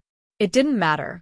She would always remember the day she met her master, and she would also remember that place. Before that, she would work very hard to cultivate. She would never embarrass him again. In her previous life, she spent so many spirit stones and natural treasures on her master. In this life, she would pay him back. Meng Qi instantly pulled herself together and opened the door full of energy. Qin Xiaoma was still outside the door. He looked at her up and down with a dark face. So mysterious. Yes. Meng Qi glanced at him and answered matter-of-factly. Qin Xiuma owed her so many spirit stones. Now that she was selling herself to pay off the debt, she had no intention of explaining herself to him. Qin Xiuma's face turned even colder. Are you still going? Where are you going? Before Meng Qi could answer, the door of another room in the courtyard suddenly opened. Su Junmo's voice floated out before he came out. It just so happens that I have nothing to do today. This is my first time in Burnt City, so I'll go with you. If you need my help, don't hesitate. I'll help you. Qin Xiuma's face turned even darker. Meng Qi didn't look any better. The two of them looked at each other. It was rare for them to have a tacit understanding on this matter. Why are you standing in front of Meng Qi's door? By the way, Meng Qi, do you have a headache? I forgot to tell you yesterday that the wine in Rosy Lane has a strong aftereffect. No, I didn't have time to tell you. You drank it all in one gulp. Su Junmo muttered as he walked towards Meng Qi. He actually had more to say, but he didn't dare to reveal a single word. He could only ramble on about other things. By the way, Xueqing Xian seems to be waiting for Chu Tianfeng. I heard that the young palace master of Burning Sky Palace went into seclusion after returning to Burnt City. He should come out today. Should we also visit him? If Meng Qi has any problems in Burnt City, it should be much easier to ask him for help. Meng Qi. Speaking of Burnt City, I suddenly remembered our demon realm. Do you know that the demon realm is divided into 9 heavens? There is also a city called Burnt City in the 3rd heaven. Yes, you guessed right. It's the territory of Sikong Yan's Red Fox clan. In ancient times, our demon realm ancestors once killed the divine devouring vine. The bastards of the Red Fox clan secretly hid the last seed of the divine devouring vine in the heavenly fire prison of Burnt City. The heavenly fire there isolated the spirit qi and hid it from our ancestors, allowing this evil thing to be preserved. Meng Qi. She turned around and quickly walked out of the courtyard. She had never been so eager to become stronger. At least, she could become stronger than Fox Su and seal his mouth with one move. Qin Xiuma wasn't any better. He quickly followed Meng Qi with a dark face. But both of them knew that no matter how fast they walked, Su Junmo's figure flashed, and he had already caught up. Speaking of the Red Fox clan, there is a legend in the demon realm. It is said that the Red Fox clan is full of beauties, and the number 1 beauty in the demon realm is often from the Red Fox clan. 9,000 years ago, the patriarch of the Crimson Fox clan was a ravishing beauty. She secretly bred the divine devouring vine. Divine devouring vine? A clear male voice interrupted Su Junmo's endless words. Xueqing Xian was still dressed in a blue robe. He stood elegantly outside the courtyard where Meng Qi and the others lived. He looked at Su Junmo in surprise, then looked at Meng Qi and Qin Xiuma.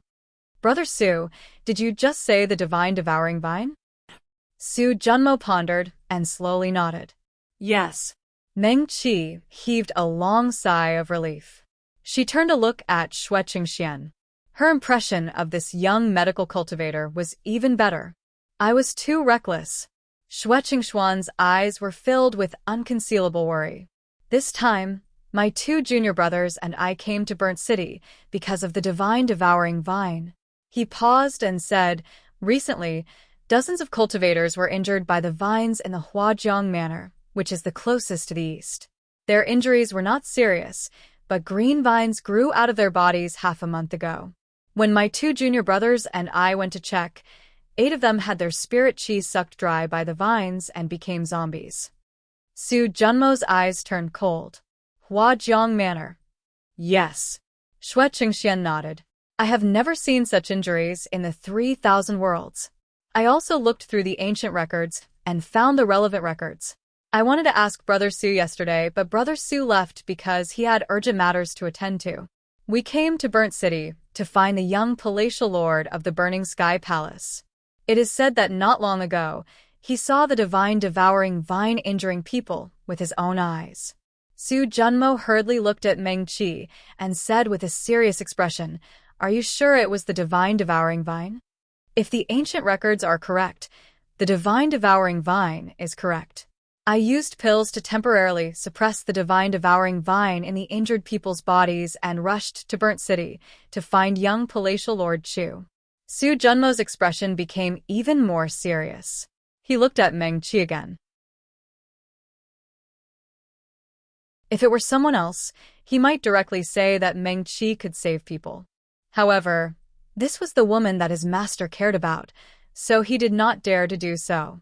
Fellow Daoist Shui, Meng Qi took the initiative to ask, "How far is Huajiang Manor from here?" Shui Qingxian was stunned. Before he could answer, he suddenly heard the sound of wind. Not far away, a young man in black walked toward them with big strides. Brother Shui, Chu Tianfeng had already taken the initiative to greet Shui Qingxian before he reached them. He had just come out of seclusion and completed a small cultivation level. When he heard that Shui Qingxian had personally come to Burnt City to find him, he hurriedly rushed over. In the 3,000 worlds, strength was the most important thing. Although Dharma cultivators and sword cultivators were still respected, the person who had the most hope of becoming the future alliance master of the Wind Alliance would be treated with respect wherever he went. Chu Tianfeng was no exception. When he walked over from Rosy Lane's courtyard, Meng Qi and Qin Xiuma happened to be standing behind the courtyard wall. Chu Tianfeng was still behind the courtyard door, so he did not see them. He walked directly toward Shui Qingxian. As he walked, he quickly said, "I've already heard about what happened in Huajiang Manor. If Brother Shui can really confirm that the person who injured people was the divine devouring vine, don't worry. I know a medical cultivator who can treat the divine devouring vine's injuries." Shui Qingxian was a little surprised, but he still cupped his hands toward Chu Tianfeng. "Not only Brother Chu, who is the medical cultivator that you're talking about. I'll personally pay a visit." Chu Tianfeng waved his hand and said, "She's not from the Burning Sky Palace." His eyes were bright, and his voice was a little excited. "Leave this matter to me. I'll also pay for all the spirit stones needed to treat the person." "How can I do that?" Shui Qingxian said, "As long as Brother Chu can introduce me to this senior, I'll personally go and invite her. The herbs and spirit stones needed should naturally be." "No, no, no." Chu Tianfeng waved his hand repeatedly. "I'll pay for all the spirit stones. I'll pay all of them." As he spoke, the corners of his lips curled up. "She should also be in the Burning City. I've already instructed my disciples to pay attention. As long as she's here, I'll." Chu Tianfeng. Qin Xiuma could not stand it anymore. This guy clearly wanted to owe a bunch of spirit stones and refused to pay them back. He wanted to rely on Meng Qi just like that. Too shameless. He would never allow such a thing to happen. Chu Tianfeng suddenly turned around, his eyes instantly brightening. Meng Qi. He did not even look at Qin Xiuma as he strode toward Meng Qi. "You've already arrived in the Burning City. When did you arrive?" "Oh, right." Chu Tianfeng remembered the important matter and hurriedly turned to look at Shui Qingxian. "Let me introduce you. Meng Qi, this is Shui Qingxian, Brother Shui from the West Kingdom, Wind Alliance." He paused and said, "Brother Shui, this is Meng Qi." Chu Tianfeng did not mention anything about the Cool Breeze Valley. "She's the medical cultivator I mentioned just now, the one who can treat the divine devouring vine." Not only Shui Qingxian, but Murong Fei, and when he also looked at Meng Qi in surprise. Foundation Establishment Cultivator. Was Chu Tianfeng sure he was not joking? Su Junmo thought for a while and said, "I can testify that she can save them."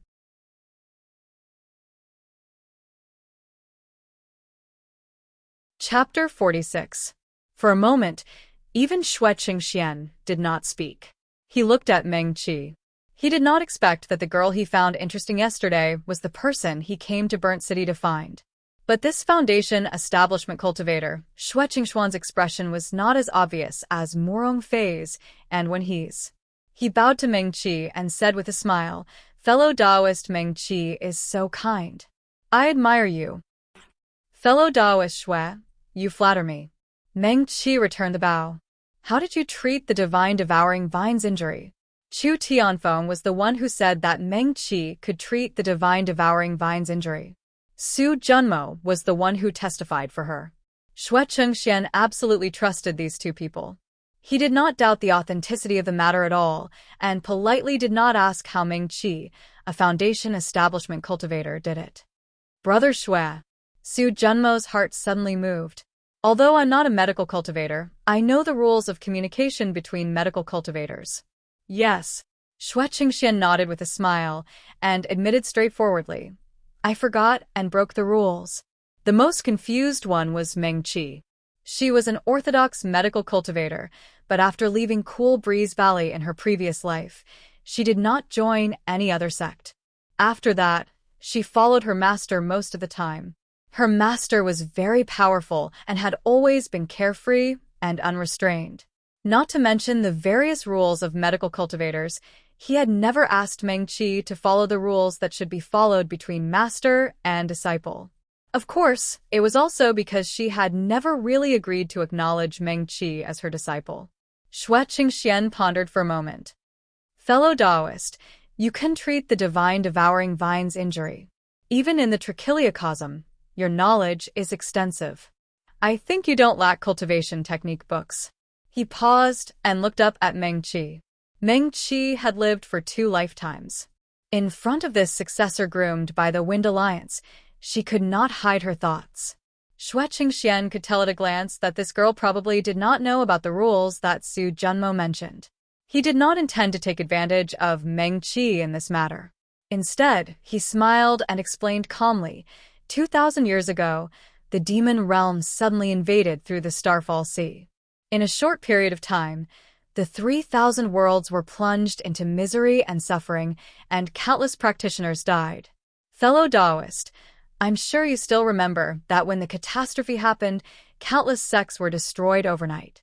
Medical cultivators, in particular, had lower self-preservation abilities than Dharma cultivators and sword cultivators. Later on, although the Devil Realm was driven away by us, there were still countless magic arts and pill formulas that were lost. The great path of medical cultivation had regressed by at least 1,000 years. Meng Qi nodded. Of course she knew about it. In the entire 3,000 worlds, there was no one who did not know what had happened 2,000 years ago. It was said that back then, the sun and moon were almost dyed red by the blood of the cultivators. The few sects closest to the Starfall Sea were wiped out overnight, and even their inheritances disappeared from the 3,000 worlds. The losses were so heavy that even now many practitioners would sigh when they mentioned it. Not only Meng Qi, but even Chu Tianfeng and Qin Xiuma's expressions became gloomy. They came from large sects that had a history of thousands or even tens of thousands of years. What happened back then was recorded in the history books of their respective sections. Later, the 4 realms of the 3,000 worlds joined forces, and even the demon realm sent sky demons into the 3,000 worlds to help. The devil realm was utterly defeated and almost completely wiped out. They had indeed won, but the sect had also lost countless powerful elders during the demonic realm's invasion. The dead would never come back, and the destroyed sects disappeared in the long river of history. Those inheritances were also broken. Xue Qingxian sighed softly and continued, not long after we drove away the invaders of the Devil Realm, the medical cultivation sects of the 4 realms came forward and formed an alliance. They set the rules and held a medical cultivation conference once every 10 years. In order to prevent such a thing from happening again, they wanted to use the medical cultivation conference to promote communication between medical cultivators and the sections. Even if such a thing happens again, some inheritances, cultivation techniques, and pill formulas will not be lost just like that. Meng Qi nodded heavily. The seniors are kind and farsighted. It's admirable. She had never been to a medical cultivation conference before and had very little interaction with the orthodox medical cultivators of the 3,000 worlds. No one in the Cool Breeze Valley had ever taught her this. In her previous life, after Meng Qi saved Chu Tianfeng, she was quickly wrongly imprisoned and did not have the chance to interact with Elder Yen. Thus, when she was preparing to leave the Cool Breeze Valley, Elder Yen would give her all the records of his medical travels. Although it was in exchange for the method to treat the injuries of the divine devouring vine, Meng Qi knew that he was just looking for an excuse. She thought for a while and took out a bamboo scroll from her storage bag. Soft light quickly enveloped it, and she quickly wrote down the method to treat the injuries of the divine devouring vine. The divine devouring vine is actually not difficult to treat. Meng Qi gradually placed the scroll in Xue Qingshuan's hands and said generously, "Fellow Taoist Xue comes from a prestigious sect, and his cultivation level and knowledge are far better than mine. He only needs to spend some time to find a treatment method. It's just that the injured cultivators can't wait." Xue Qingxian was a little moved. He looked at the bamboo scroll in his hands in a daze, and then looked up at Meng Qi. The girl's eyes were bright, and she looked elegant. He recalled what she had said yesterday. That kind of open-minded and calm appearance really seemed like someone who would do such a thing. Fellow Taoist Meng. Xue Qingxian did not know whether to laugh or cry.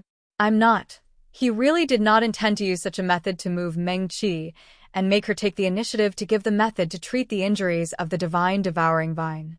Xue Qingxian sighed softly and continued. "After the medical cultivators' Dharma conference was established, we set the rules. When medical cultivators exchange cultivation techniques and treatment methods, regardless of whether it's between sects or individuals, the party that initiates the exchange must use a cultivation technique of double the value of the exchange.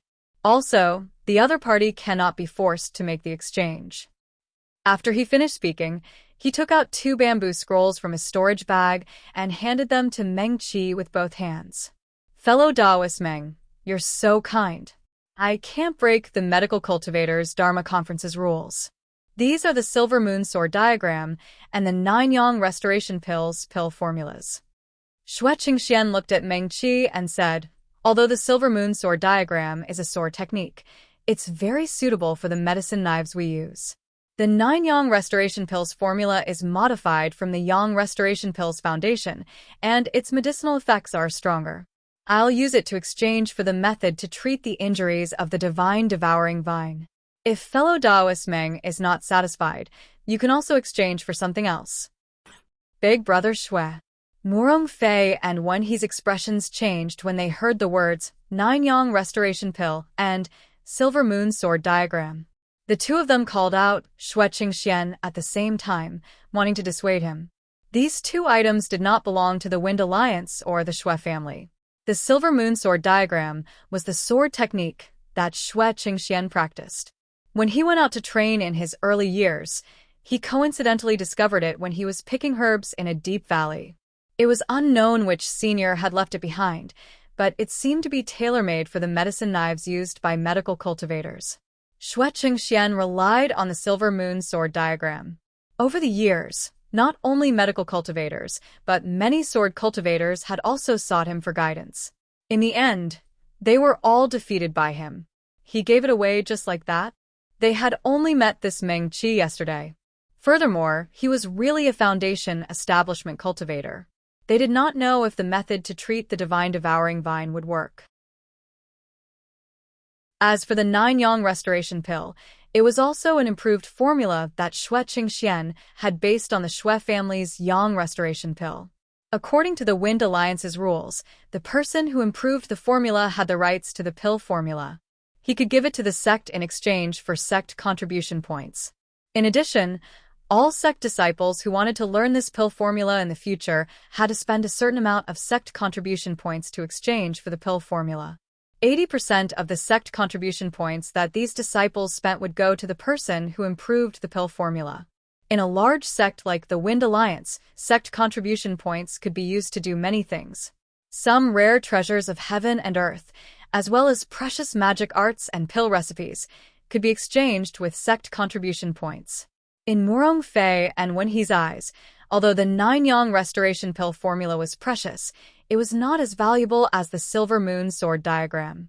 Xue Qingxian had not given the Silver Moon Sword diagram to the sect yet, and none of the Wind Alliance disciples had learned it. Now he was actually going to give it to this foundation establishment cultivator that he had only known for a day. How could they not be shocked? Meng Qi looked up at Morong Fei and when he before looking at the bamboo scroll in Xue Qingshuan's hand. It's too precious. She reached out and picked up the bamboo scroll with the 9-yang restoration pill formula. One is enough. Her cultivation talent was very ordinary. No matter how hard she tried to learn offensive spells and sword techniques, her progress was slow. Seeing Morong Fei and the others' nervous expressions, and the silver moon sword diagram sounded very powerful, she should not waste it. Fellow Taoist Meng, Xue Qingxian smiled bitterly. As the eldest son of the Wind Alliance's Xue family, the rules of the Medical Cultivation Conference cannot be broken. He reached out and covered his left hand with his sleeve, holding Meng Qi's hand through the sleeve. I hope fellow Taoist Meng can help, Xue Qingxian said as he put the 2 bamboo scrolls in her hand. When he held Meng Qi's hand, Qin Xioma, Chu Tianfeng, and even Su Junmo stepped forward at the same time. The 3 of them stared at Xue Qingshuan's hand with burning eyes. In an instant, Qin Xioma's life-bond sword floated in the air and made a clang sound. Su Junmo hesitated. Wasn't Xue Qingxian a gentleman? What did he want to do? Was he going to make a move on the future demon empress in front of him? Should I just kill him? Chu Tianfeng's expression changed. His eyes moved quickly between Meng Qi's face and Xue Qingshuan's hand.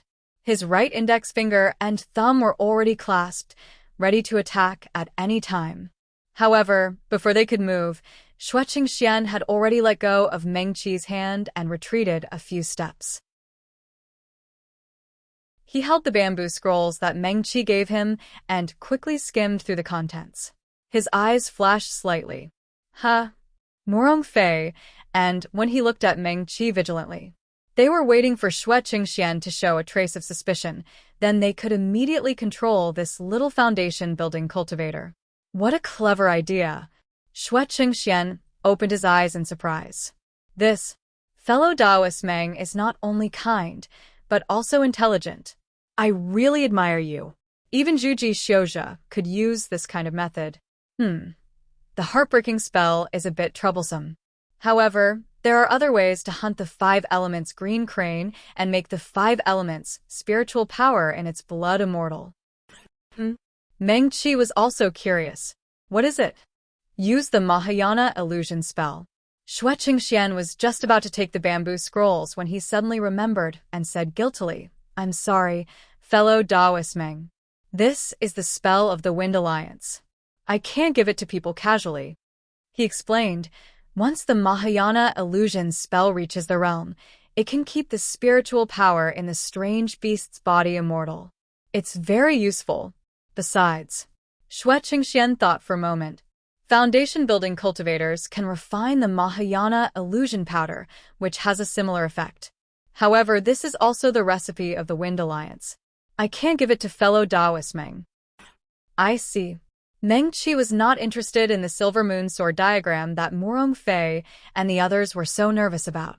Now that she heard the name of the Mahayana illusion powder, her face was full of yearning. Yes. Xue Qingxian said, we're going to Huajiang Mansion now. If fellow Taoist Meng has nothing to do, why don't we go together? On the way, we can also discuss how to treat the injuries of the divine devouring vines. It's not convenient for me to reveal the sex pill recipes, but I can make some decisions. If fellow Taoist Meng wants to know, I'll definitely tell you everything I know. Okay. Qin Xioma and Chu Tianfeng did not have time to stop him. Meng Qi had already nodded happily. Xue Qingxian took out a wooden boat from his storage bag and threw it out casually. The small boat seemed to expand with the wind and instantly became a tall boat that could carry dozens of people. Fellow Taoist Meng, please. Xue Qingxian waved his hand and invited Meng Qi to board the boat first. Then it was Su Junmo, Chu Tianfeng, and Qin Xioma. Xue Qingxian was the last to board the boat. With a light flick of his finger, more than 10 fourth-grade spirit stones flew to the bottom of the boat. The spirit stones flickered, and the boat soared into the sky and flew toward Huajiang Mansion in the distance. Fellow Taoist Meng, you added the 5-element green crane blood. Let me see. Silk twining fruit, Tianluo crystal. It's indeed ingenious. Xue Qingxian and Meng Qi stood side by side on the deck of the boat. Xue Qingxian was still holding the bamboo scroll. As he read, he sighed softly. I've only seen records of the divine devouring vine in books. I think I've seen many records related to it. If I were to think of a treatment method in a hurry, I'm afraid it wouldn't be so perfect. Su Junmo. Once he boarded the boat, he stubbornly went to Meng Qi's side to supervise the two of them on behalf of his master. He had known Xue Qingxian for a long time. This eldest son of the Xue family was not only talented and intelligent, but he was also diligent and hardworking. He had always been popular with female cultivators. There were also many noble ladies around him and female cultivators of equal social status. Su Junmo had never seen anyone praise someone like Xue Qingxian. This person wanted to poach him.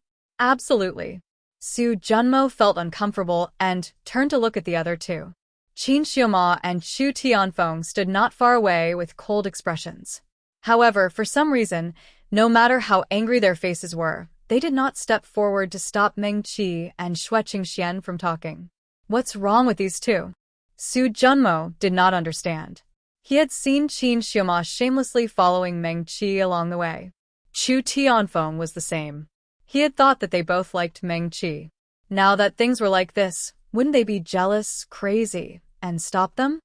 Speaking of the silk twine fruit, Xue Qingxian had already changed the topic. Silk twine fruits under 100 years old are more common. After 100 years, the silk twined vines parasitized on the fruit will change. The medicinal properties will interact, and the medicinal effects will increase by more than 3 times. Meng Qi's eyes widened. This was something that she had never seen written about in books. Xue Qingxian touched his storage bag and took out a small wooden box. He opened the wooden box and there happened to be a silk-twined fruit that was more than 100 years old inside. The silk-twined vines grew green leaves again, and blue rice-like flowers bloomed on them. The whole fruit looked very cute. As soon as the box was opened, a strange fragrance assailed their nostrils. Everyone on the ship could not help but take a deep breath. They only felt relaxed and happy. Murong Fei, when the Wind Alliance has 100 herb gardens. Xue Qingxian's voice was gentle and pleasant. They specialize in cultivating these strange flowers and herbs. Some of them even have a lifespan of 1,000 years. Even in the outland, they may be difficult to find. That's great. Meng Qi looked at the 100-year-old silk-twined fruit, and her eyes lit up. Xue Qingxian smiled slightly. He slowly put away the silk-twined fruit and continued, "The Wind Alliance's library should be the largest library among the medical cultivation sects in the Trichiliocosm. Before I went out to train for the first time, I stayed there for 9 months, forgetting to eat and sleep to read the bamboo slips. Unfortunately, Bidage." Calm, he shook his head and sighed. "I didn't even finish reading the first floor of the library." Meng Qi. She wanted to go. She really wanted to go. Xue Qingxian continued, "The Mahayana illusionary formula and Mahayana illusionary powder that I just mentioned can be found in the library." He was taller than Meng Qi, so Meng Qi could only look up to see him. She looked up at him like this, her eyes sparkling with yearning and longing. Xue Qingxian had seen the admiring gazes of female cultivators, but the longing gaze of this little foundation establishment cultivator in front of him was not directed at him. He shook his head in amusement and sighed softly.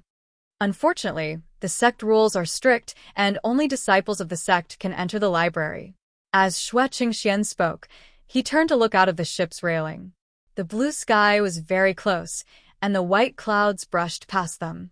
The wind blew his robe, but with the protective array of the ship, it did not make people feel uncomfortable. According to the rules, in this medical cultivation conference, the major medical cultivation sects in the 4 realms will select some talented cultivators from the competition and accept them into their sections. Xue Qingxian turned to look at Meng Qi and asked softly, "Fellow Taoist Meng, will your sect also come?" Meng Qi shook her head. "I don't have a sect." She was not the kind of person who would look back. Since she had made up her mind to leave Cool Breeze Valley, she had nothing to do with it. Xue Qingshuan's eyes lit up.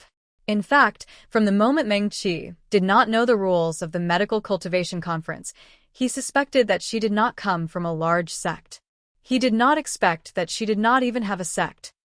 Then fellow Taoist Meng's master. I also don't have a master. Meng Qi shook her head again. She had not found a master yet, and the other party had not agreed to accept her as a disciple. Meng Qi could not be thick-skinned and claim to be the other party's disciple. Cough cough. Xue Qingxian wanted to praise the Wind Alliance again, so that Meng Qi could take the initiative to ask to join the Wind Alliance. He swallowed his words before he could say them. This girl was open-minded, and the way she looked at problems was different from ordinary people. He did not want to overreach himself. Fellow Taoist Meng, Xue Qingxian cupped his hands. As the eldest son of the Wind Alliance's Xue family, I invite you to participate in the Medical Cultivation Conference. Would you be willing to join? Sure. Meng Qi nodded. I'll try. Brother Xue, Murong Fei finally could not help but say, but she has just built her foundation. The registration requirement for the Medical Cultivation Conference is to at least complete the foundation, right? It's okay. Xue Qingxian took out a jade pendant from his storage bag. The Xue family has an extra quota every year. Bring this jade pendant to sign up. No one will make things difficult for you. Okay. Meng Qi took the jade pendant. The small jade pendant was exquisitely carved and felt warm to the touch. It was obviously not an ordinary item. Thank you. Meng Qi bowed to Xue Qingxian. I will definitely sign up when I reach Descending Star City. Okay? Xue Qingxian smiled and nodded. I will wait for Taoist Meng's good news. The boat was extremely fast, much faster than the small paper crane that she used to fly. Meng Qi and Xue Qingxian chatted and felt that time flew by quickly.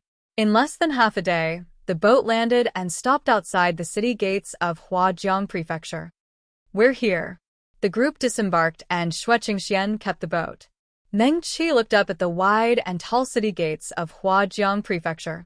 This place was much bigger than Qingfeng Town. Although it was not as big as Burnt City, it was still a big city. In addition, it was located at the border between the east and the west, so there were many cultivators coming and going. Meng Qi had been here several times in her previous life. In her memory, Huajiang Prefecture was always very prosperous. However, it looked especially bleak today. When they arrived, it was already dusk. The sunset glow burned brightly on the horizon, making the empty city gates of Huajiang Prefecture look even more desolate. The sunset glow covered the streets that were paved with large blue stones. The shops on both sides were closed. Meng Qi and the others walked along the main road in the city for a long time, but they did not meet anyone. They also did not see a single shop that was open. Chu Tianfeng was in Burnt City, so he came to Huajiang Prefecture more often than Meng Qi. He looked around and said, I came here 3 months ago. At that time, it was very lively. Don't they care about the Mystic Cloud Mountain Villa? The Mystic Cloud Mountain Villa, he mentioned, was beside Huajiang Prefecture. The 3,000 worlds tacitly agreed that the sects beside the cities would also protect the safety of the cities. The Mystic Cloud Mountain Villa's sect master and elders were all injured last month. They are all in seclusion to heal their injuries and have not come out yet. Their disciples are killing the demon cultivators who invaded with the divine devouring vines, but the demon cultivators appear and disappear unpredictably. The Mystic Cloud Mountain Villa's ordinary disciples really can't do anything to them. They have already sent out a request for help. Soon, the nearby sects will come to help, when he explained. Chu Tianfeng nodded. When something happened in the West World, they usually would not ask the sects in the East World for help. Therefore, the Burning Sky Palace did not receive the request for help from the Mystic Cloud Mountain Villa. Otherwise, he would have known what happened here long ago. Where are the injured people? Meng Qi asked. Follow me. Xue Qingxian took the lead and led everyone to the center of the city. The Mystic Cloud Mountain Villa's courtyard was there. The cultivators who were injured by the divine devouring vines were temporarily settled there. Meng Qi and the others walked to the entrance of the Mystic Cloud Mountain Villa's courtyard. When the mystic Cloud Mountain Villa disciples guarding outside saw Xue Qingxian, they hurriedly greeted him. "You are finally back." The two disciples bowed to him. When they raised their heads, they could not hide the excitement on their faces. Eldest senior brother also said that if you did not come back tonight, he would send people to Burnt City to look for you. Did something happen? Xue Qingxian made an inviting gesture to Meng Qi. He asked the two disciples as he walked into the courtyard. This morning, two cultivators passed by Huajiang Manor. After seeing the injured people, she said that she could treat them. Moreover, she could indeed recognize that the ones who injured them were divine, devouring vines. She also described the symptoms of the injuries correctly. However, she is only at the foundation establishment stage. Eldest senior brother did not dare to believe her so easily. Therefore, he wanted to ask you to come back as soon as possible. Xue Qingxian was stunned. He turned to look at Meng Qi, another foundation establishment cultivator who could treat the injuries of the divine devouring vines. Qin Xiuma and Chu Tianfeng also looked at each other and saw the familiar confusion in each other's eyes. Is the person who said that she could treat them a young female cultivator? Qin Xiuma suddenly asked lazily. Yes. The mystic Cloud Mountain Villa disciple turned around in surprise. He looked at the unfamiliar man in black that none of them knew. The other party was very handsome, but he looked a little fierce. That disciple hesitated for a while and nodded. She is a very young female cultivator, about 20 years old. She is very beautiful. Qin Xiuma sneered and raised his chin at Meng Qi. Your senior sister seems to be here to steal your business again.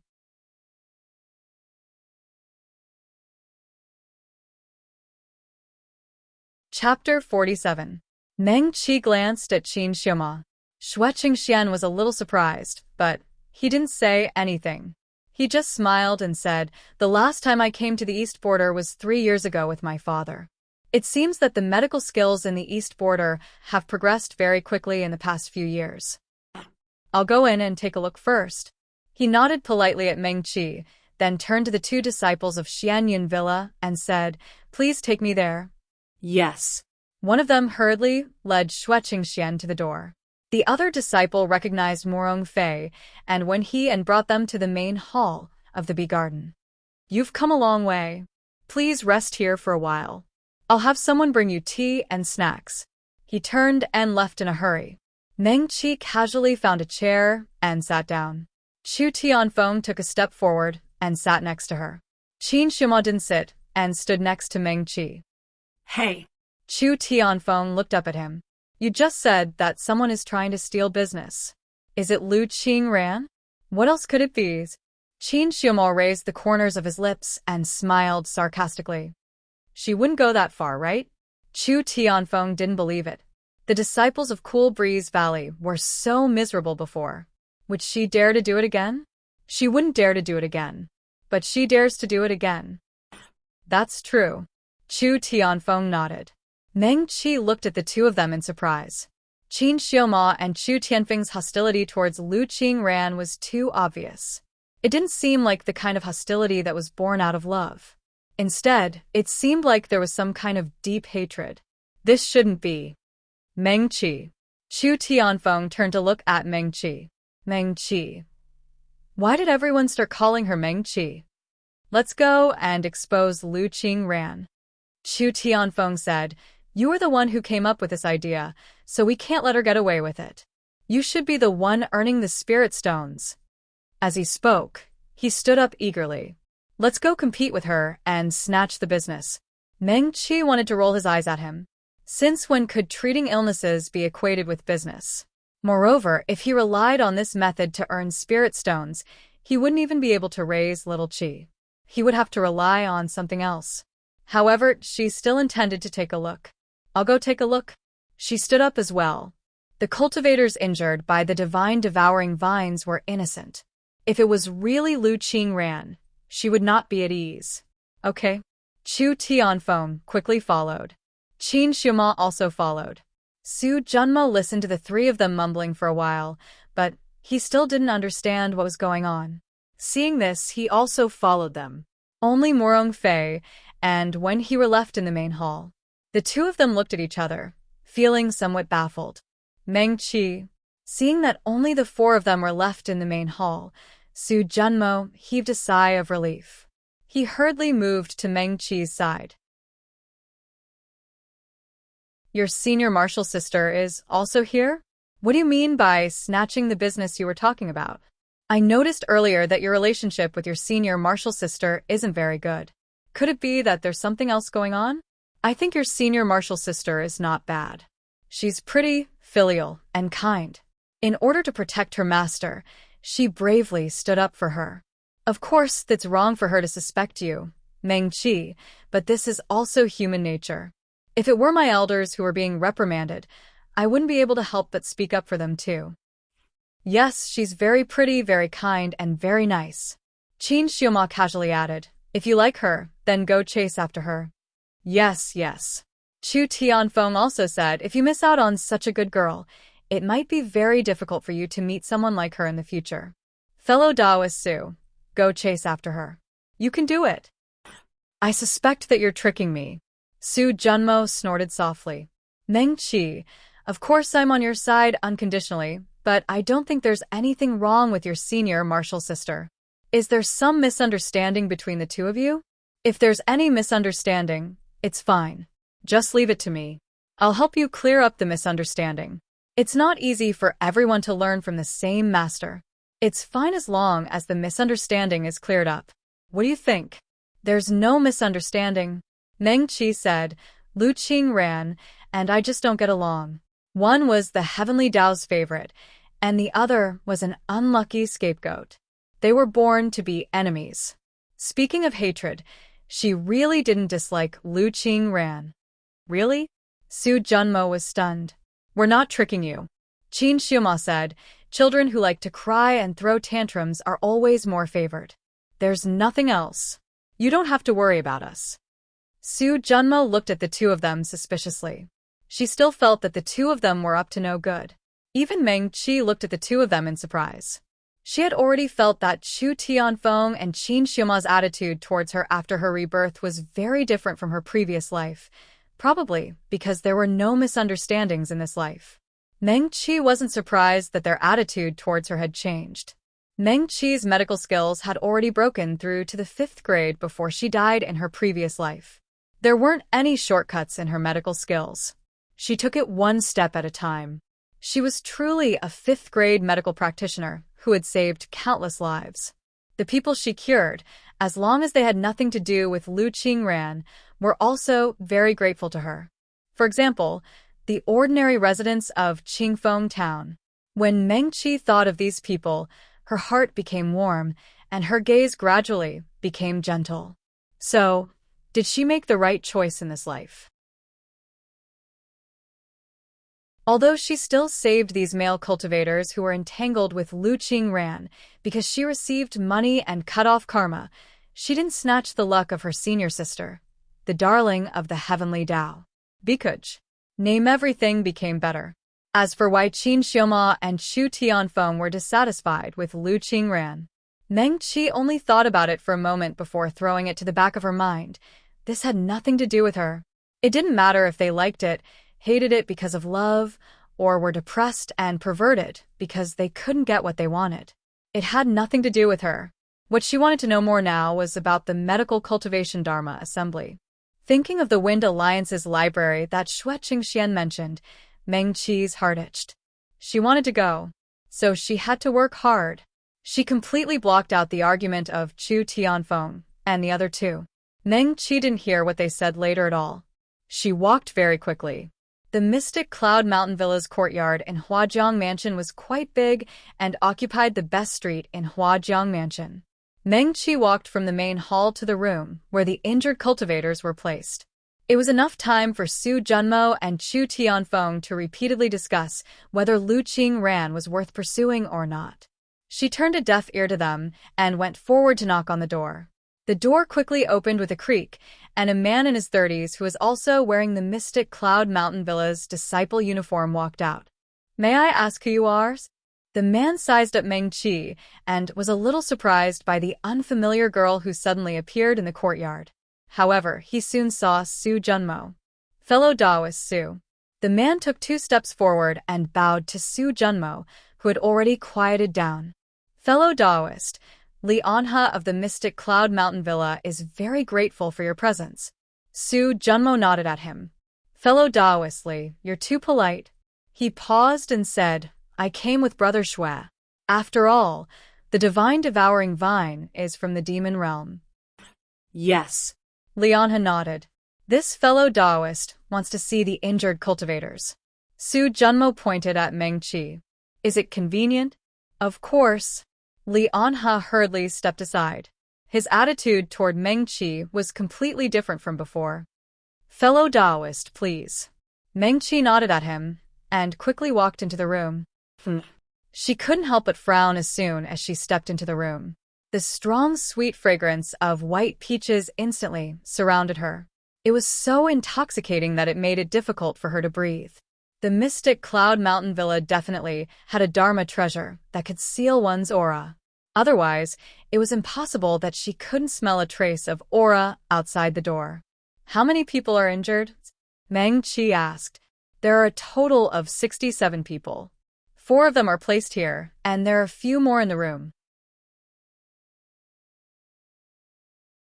The rest are sent to the middle of the mystic Cloud Mountain Villa. There is a cave that completely isolates the spirit qi.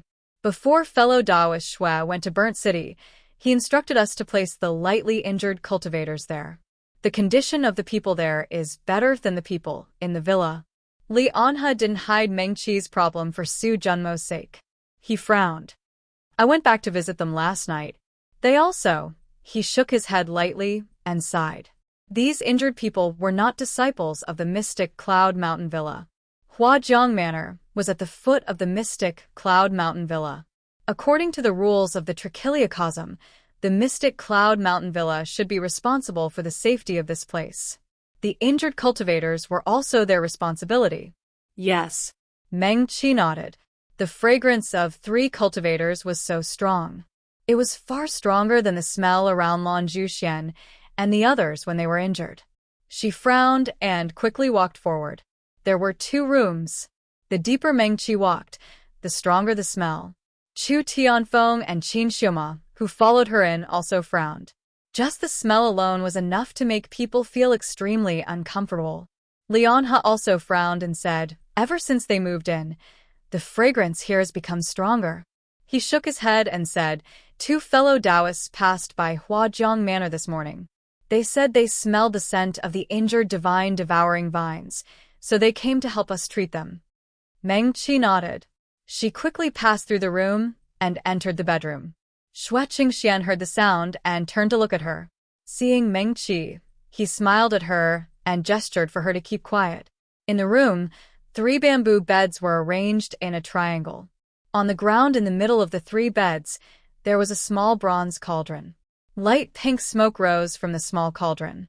The fragrance in the bedroom should be stronger, but the sweet fragrance of white peaches was dispelled by the light and slightly bitter medicinal fragrance. It was not as good as outside. Meng Qi stared at the small cauldron for a while. She felt that it was somewhat familiar, but she could not remember where she had seen it before. She turned to look at the corner of the room. There were 2 chairs there, and a man and a woman were sitting side by side. The female cultivator on the left was about 20 years old. Her green hair was like a waterfall, and it was held up by a small pearl hairpin. She was wearing a light yellow dress that accentuated her slender waist. Even though she was sitting down, she still looked slender and graceful. Moreover, she had a very beautiful face.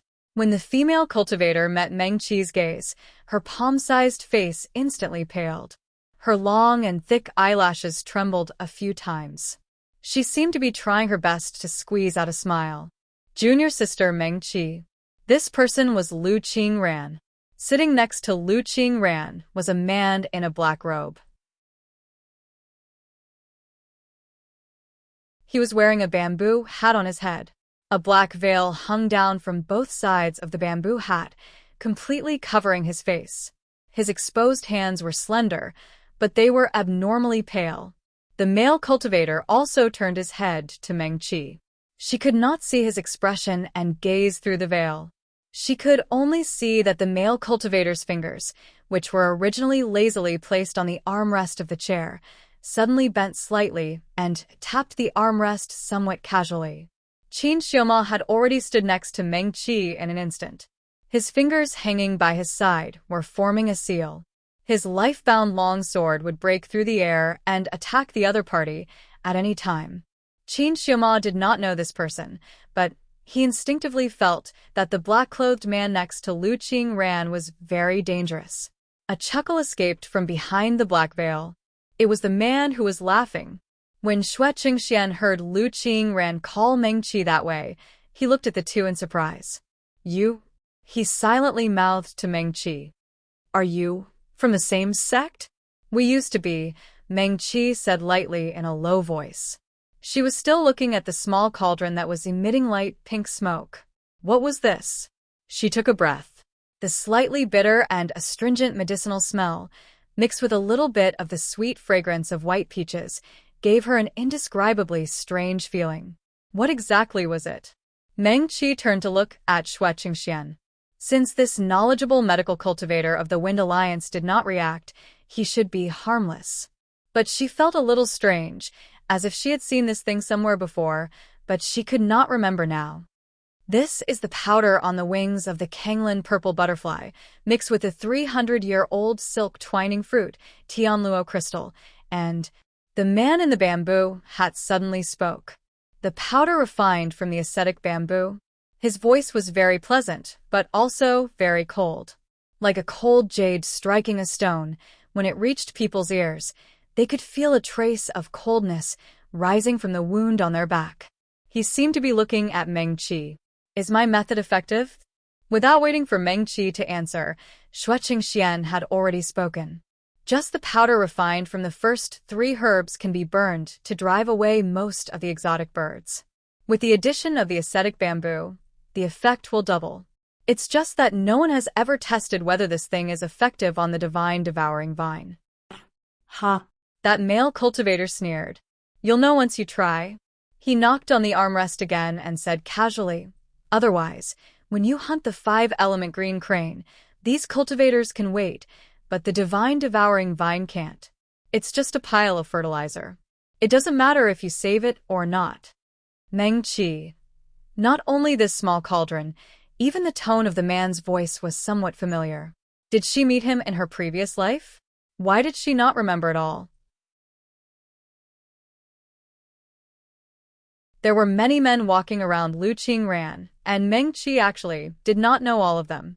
However, with such a pleasant voice and such a cold and harsh tone, she would definitely remember them if she met them.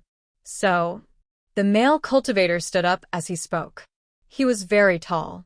Xue Qingxian was already quite tall. However, even without the bamboo hat, this person was still slightly taller than Xue Qingxian. "We don't need you here anymore."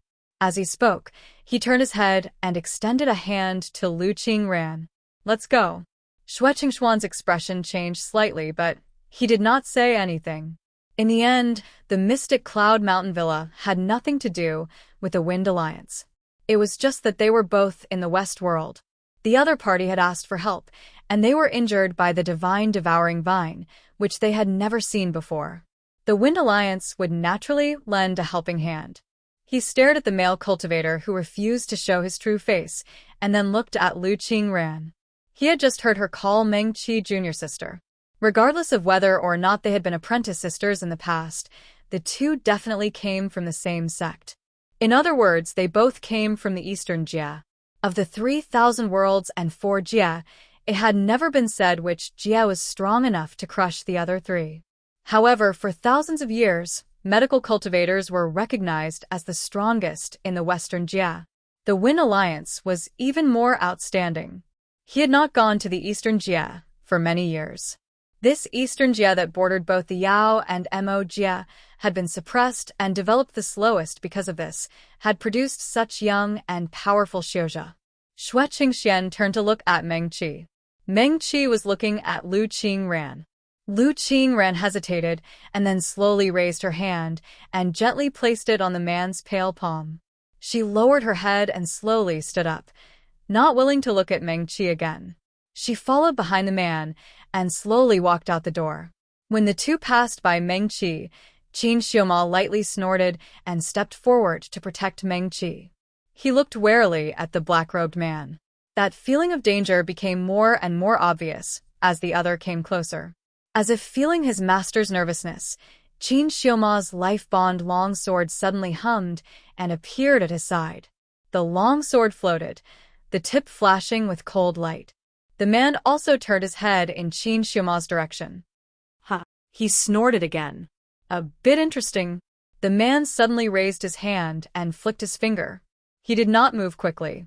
While Qin Xiaoma had not recovered, he still had the strength of a Jindan Xiaozha. Even more, he had started to forge his life-bond longsword when he entered Juji. In these years, it had never left him for even a moment. The man and the sword were mentally connected. Even when he had not recovered, the sect leader of Cool Breeze Valley, whose cultivation was higher than his, could only stop him once with a talisman. But in front of the black-robed man, Qin Xiaoma was like a child playing house with a wooden sword. Just like that, the man slowly raised his hand, slowly flicked his fingers, and tapped lightly. His pale and slender fingers looked a bit sickly, and even a bit weak, but they steadily and accurately bounced off the tip of the sword. Qin Xiaoma could not avoid it at all. Ugh! Qin Xiaoma suddenly gave a muffled grunt, a thread of blood slipping down the corner of his mouth. Meng Qi stilled. Haha, the black-robed man was already laughing and shaking his head. You are still far from it. For the sake of your grandmaster, I will spare your life and your life-bond longsword today. Next time you dare to be so rude, don't blame this seat for being merciless. When the black-robed man did this, he was still holding Lu Qingran's hand. She didn't dare to move at all. She quickly raised her eyes and glanced at Qin Xiaoma. Let's go. The black-robed man gripped her hand even tighter and led her out of the room. The room was still quiet even after the two of them disappeared out the door. Lianhe didn't even dare to breathe loudly. Profound Cloud Mountain Villa was a sword cultivation sect. All sword cultivators would refine their life-bond longswords. He was a discerning person. If Qin Xiaoma's life-bond longsword was placed in Profound Cloud Mountain Villa, he would definitely be invincible among his peers. When the black-robed man and Lu Qingran said they could save people, he didn't pay much attention to the other. He didn't expect him to be so powerful. Xue Chengxian slowly exhaled. Su Junmo's expression was solemn. This person, he shook his head. Judging from his voice, he shouldn't be very old. To have such cultivation at such an age, so powerful. From birth, the heavenly Yao could use the shadow of stars on their bodies to continuously absorb the spirit energy around them and cultivate without stopping. Su Junmo could reach Yuanying at such an age. Among the 3,000 worlds, he was already an outstanding genius. Even so, he couldn't sense the cultivation of this mysterious man whose voice didn't sound much older than his own. So powerful. This was already Su Junmo's extremely high evaluation. Su Junmo turned to look at Qin Xiaoma and looked sympathetically at the blood flowing from the corner of his lips. But didn't he just say it was for the sake of your grandmaster? Just like that, he actually damaged your life-bond longsword. In his shock, he almost forgot to maintain his image as a noble young master. He murmured, he didn't use any spells. Yu Meng Qi, Chu Tianfeng brother Xue. Did you see him make a spell? I saw that he just raised his hand and flicked it. His strength could easily crush a Jindan Xiaozha. This is a split spirit, no. Maybe it's an even more powerful one, right? Su Junmo didn't stop nagging. Qin Xiaoma, he just said your grandmaster. Who is your grandmaster? Why didn't he kill you for the sake of your grandmaster? Can you feel it? Did he say it on purpose to scare you? Or did he really show mercy? Were you on guard just now? Did you resist? Or is it because your internal injuries haven't healed yet? Qin Xiaoma. F***** King Chatterbox. Meng Qi had already taken out a small porcelain bottle from his storage bag and handed it to him. Take this first. Okay. Qin Xiaoma stuffed the medicine in the porcelain bottle into his mouth without hesitation. Although he was injured, there was a bit of joy on his face. You gave me medicine again. He swallowed the medicine in his mouth and then said, I still don't have money. I owe you. Meng Qi. That person is really powerful, Meng Qi said and looked up at Qin Xiaoma's natal sword. The sword was still floating in the air, but it looked a bit dim. He was merciful, Qin Xiaoma said. He stopped in the end. Otherwise, my natal sword would have been hit back into my body by him. In that case, your cultivation level would directly fall back to the foundation establishment stage. He narrowed his eyes and said slowly. Meng Qi didn't say anything. She quickly searched through her memories, but still couldn't remember. She shouldn't have no impression of such a powerful person by Lu Qingran's side.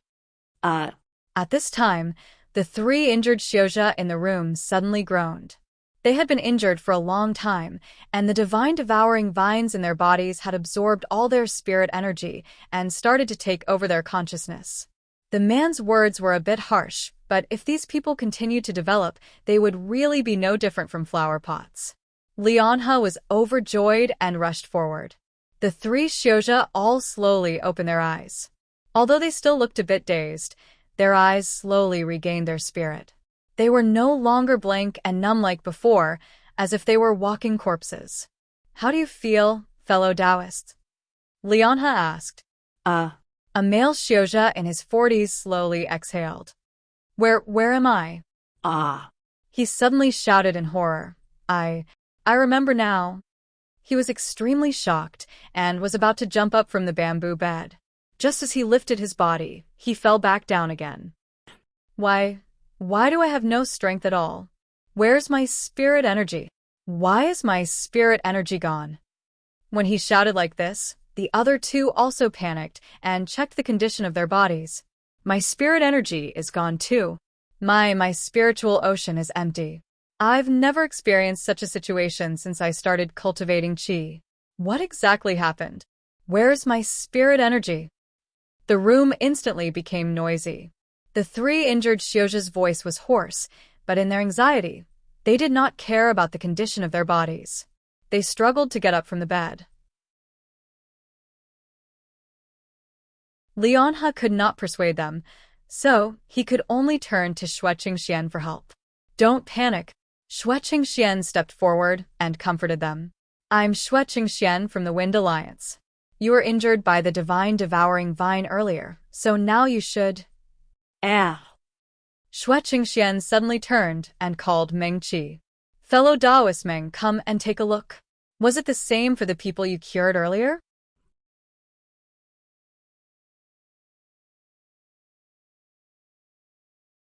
Chapter 48. As Xue Qingxian spoke, he raised his hand, and a clear light enveloped the injured person closest to him. He raised his hand, and a silver light appeared beside him. As Meng Qi walked toward him, she stared at the silver light carefully. It turned out to be a thin silver needle. Xue Qingxian flicked his finger, and the silver light quickly entered the wrist of the man in front of him. A green jade slip flew out of his storage bag and floated in front of the man's forehead. Meng Qi stood beside him. She watched without blinking as Xue Qingxian did everything in an orderly manner. This was probably how medical cultivators looked like when they made a move, calm, composed, and pleasing to the eye. Xue Qingxian frowned. The silver light came out of the injured man's other wrist and disappeared. Meng Qi knew that he had taken it back. Many medical cultivators would choose silver needles and cauldrons when refining their natal dharma treasures. Xue Qingxian came from a large medical cultivation sect, so it was normal for him to use silver needles as his dharma treasures. Meng Qi had just reached the Foundation Establishment Realm. When she reached the Foundation Establishment Realm 5, she would also start refining her natal dharma treasure. In her previous life, she had chosen cauldrons. In this life, Xue Qingxian's silver needles looked pretty good.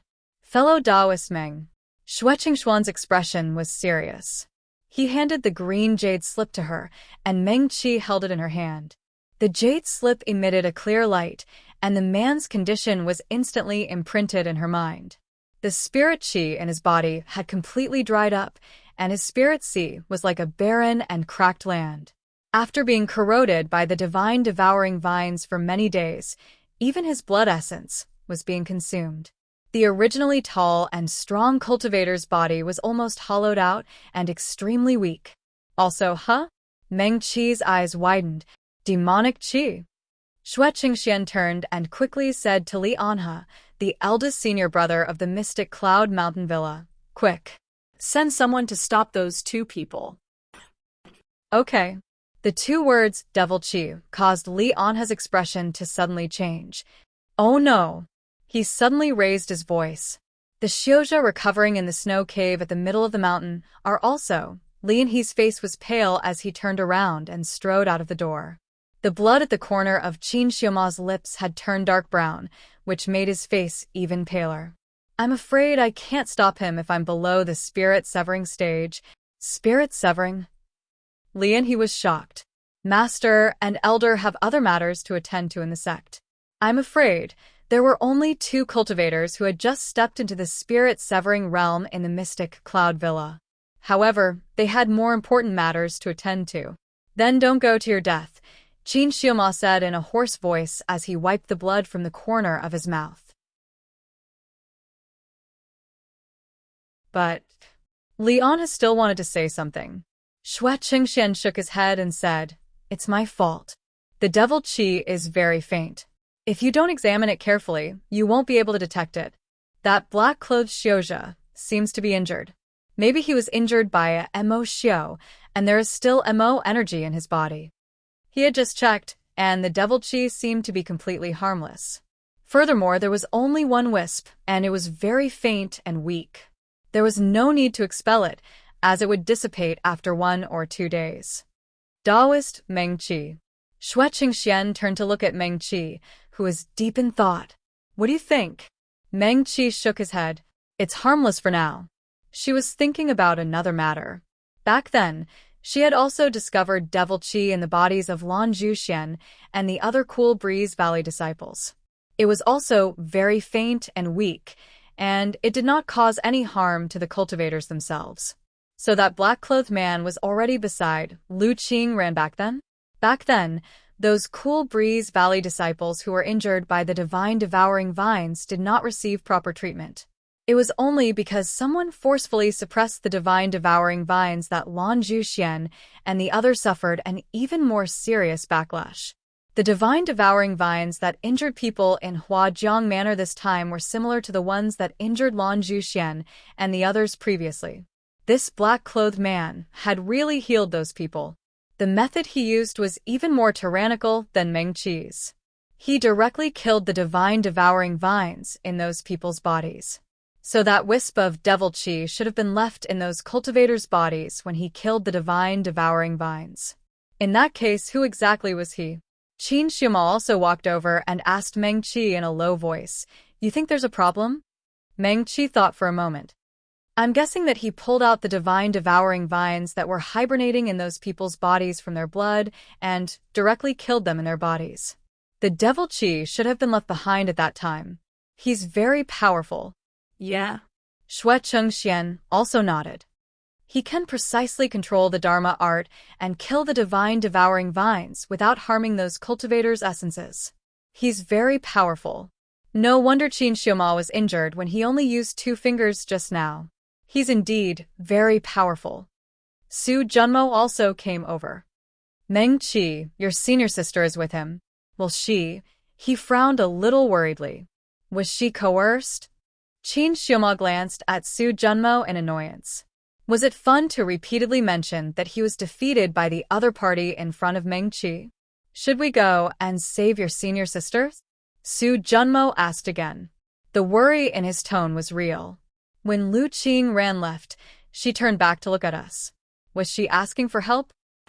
Fellow Taoist Meng, Xue Qingxian also asked, "If you want to save your senior sister, I can also go with you." No.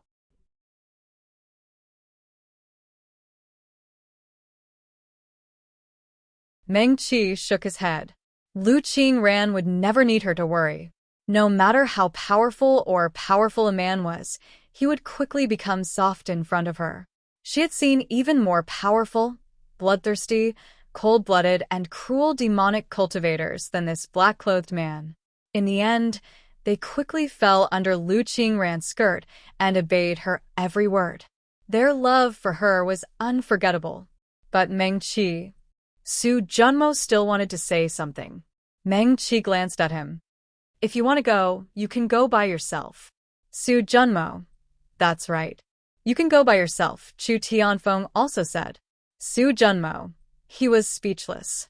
Qin Xioma snorted coldly and said indifferently, if a hero saves a damsel in distress, the effect will be greatly reduced if he brings too many people to help. Su Junmo. Xue Qingxian saw that the atmosphere was a little awkward, so he quickly said, except for the trace of demonic qi, these people have no other problems. Fellow Taoist Meng, I'm going to the snow cave halfway up Mystic Cloud Mountain Villa to check on other injured cultivators. You? 1200 KSW, net, I won't go. Meng Qi said, I have something to do and want to stay in the city. Okay. Xue Qingxian did not force him. Then let's meet here tomorrow morning and return to Burnt City together. He cupped his hands toward Meng Qi and the others, comforted the 3 injured cultivators with a few words, and walked out of the door with Lianhe. Meng Qi was preparing to go to the Sky Beyond Sky relay station. Just now, the jade slip reminded her that her things had arrived. It should be the cold jade box that was prepared to store the jade cicada vine, and some slips that recorded the medical cultivation conference. She turned and walked out of the courtyard. Chu Tianfeng and Qin Xiaomon naturally followed. Su Junmo was stunned for a moment. He stomped his feet and still followed Meng Qi. He was a little worried about Lu Qingran, but he still dared not leave Meng Qi for too long when he thought of the Lord's orders. You're not going to save her? Chu Tianfeng saw Su Junmo following and asked coldly. Su Junmo did not say anything. Meng Qi. Chu Tianfeng moved closer to Meng Qi. Did you notice? After you said that you're not going to save Lu Qingran, that Xue Qingxian suddenly became cold. Oh. Meng Qi thought for a while. It seemed to be true. These 2 days, he was used to calling him no matter what he did. However, when he said that he was going to the snow cave, Xue Qingxian only asked him out of politeness. Humph. Chu Tianfeng snorted coldly. Meng Qi, don't worry. If he comes to ask you for the jade pendant, it's the jade pendant that can recommend you to participate in the medical cultivation conference. I'll find a way to get one for you. Our Burning Sky Palace is not a medical cultivation sect. The elders in the sect have medical skills and high cultivation. They have a wide circle of friends.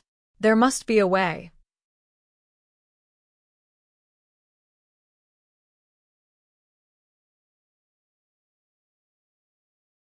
Meng Qi had not thought of this.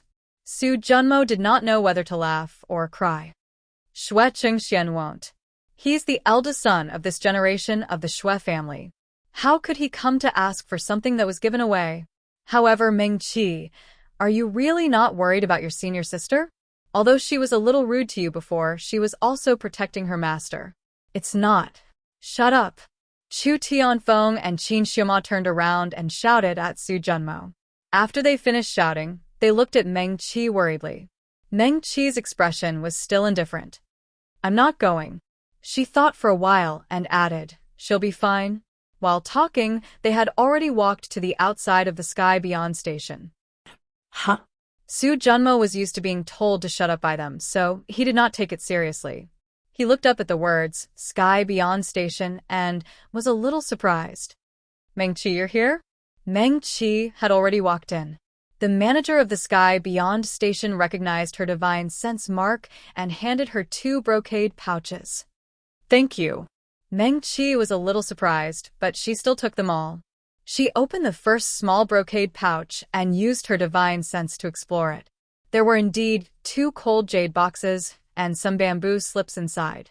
She put these things into the storage bag and looked at the other brocade pouch. What was this? Meng Qi was puzzled. She had not ordered anything in Sky Beyond Station during this period. She opened the brocade pouch while thinking. She used her divine sense to explore it again, The spiritual energy contained in a ninth-grade spirit stone was equivalent to the spiritual energy of a cultivator who had just entered the Mahayana stage. So much spiritual energy was all condensed in a small spirit stone. It was so dense that it was almost solid. Even if it was in the brocade pouch, the moment Meng Qi's divine sense probed it, she was almost blinded. Blind. Eyes. Ninth-grade spirit stones. So many. So blinding. This was her first reaction.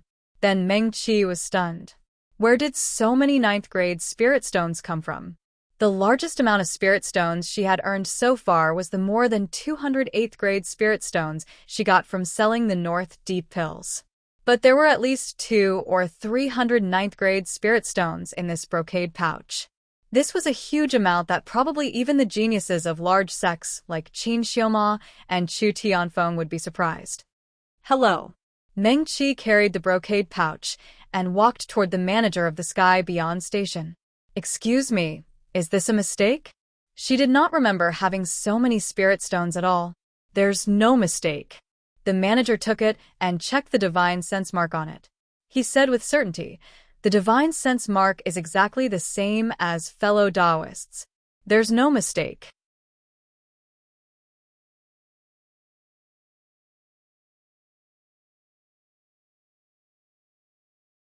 After he finished speaking, he returned the brocade pouch to Meng Qi and said with a smile, fellow Taoist, did you buy too many things and forget? Sometimes, we encounter young female cultivators who buy too many things at once. When they get the brocade pouch, they are like fellow Taoist and don't remember when they bought it. Meng Qi. She frowned and recalled seriously, and a few broken images suddenly flashed through her mind. She was crying, and a white-robed man whose face could not be seen clearly was standing in front of her. The other party seemed to be talking to her, telling her to stop crying and giving her something. It seemed to be a brocade pouch. Meng Qi looked down at the brocade pouch in her hand. Was that not her drunken dream? Was it real? It happened in the Sky Beyond station. Thank you. She thanked the person from the Sky Beyond station, threw the brocade pouch into her storage bag, and turned to run out of the door. What took you so long? Chu Tianfeng saw Meng Qi come out and was about to say something. Meng Qi had already run forward quickly. I have something to do, so I'll leave first. There was also a rosy lane in the center of Huajiang Mansion. This inn was opened all over the 3,000 worlds, and it was said that the owner behind it was very powerful. Relatively speaking, it was considered a very safe place. Meng Qi urged the waiter to give her an independent small courtyard, then went into the room and closed the door. She remembered that she was drunk and dreamed of her master. If Meng Qi's hand that was holding the jade scroll in the Sky Beyond station trembled slightly. If it was not a dream but real, did it mean that she really saw her master in the Sky Beyond station? A white light flashed, and Meng Qi instantly appeared outside the Sky Beyond station. But where should she go to find him? She stood hesitantly at the city gate. At that time, she went to find Sister Xue Jinwen. What happened next? Meng Qi could not remember at all. She only remembered that the sky was very close, and the white clouds were beside her.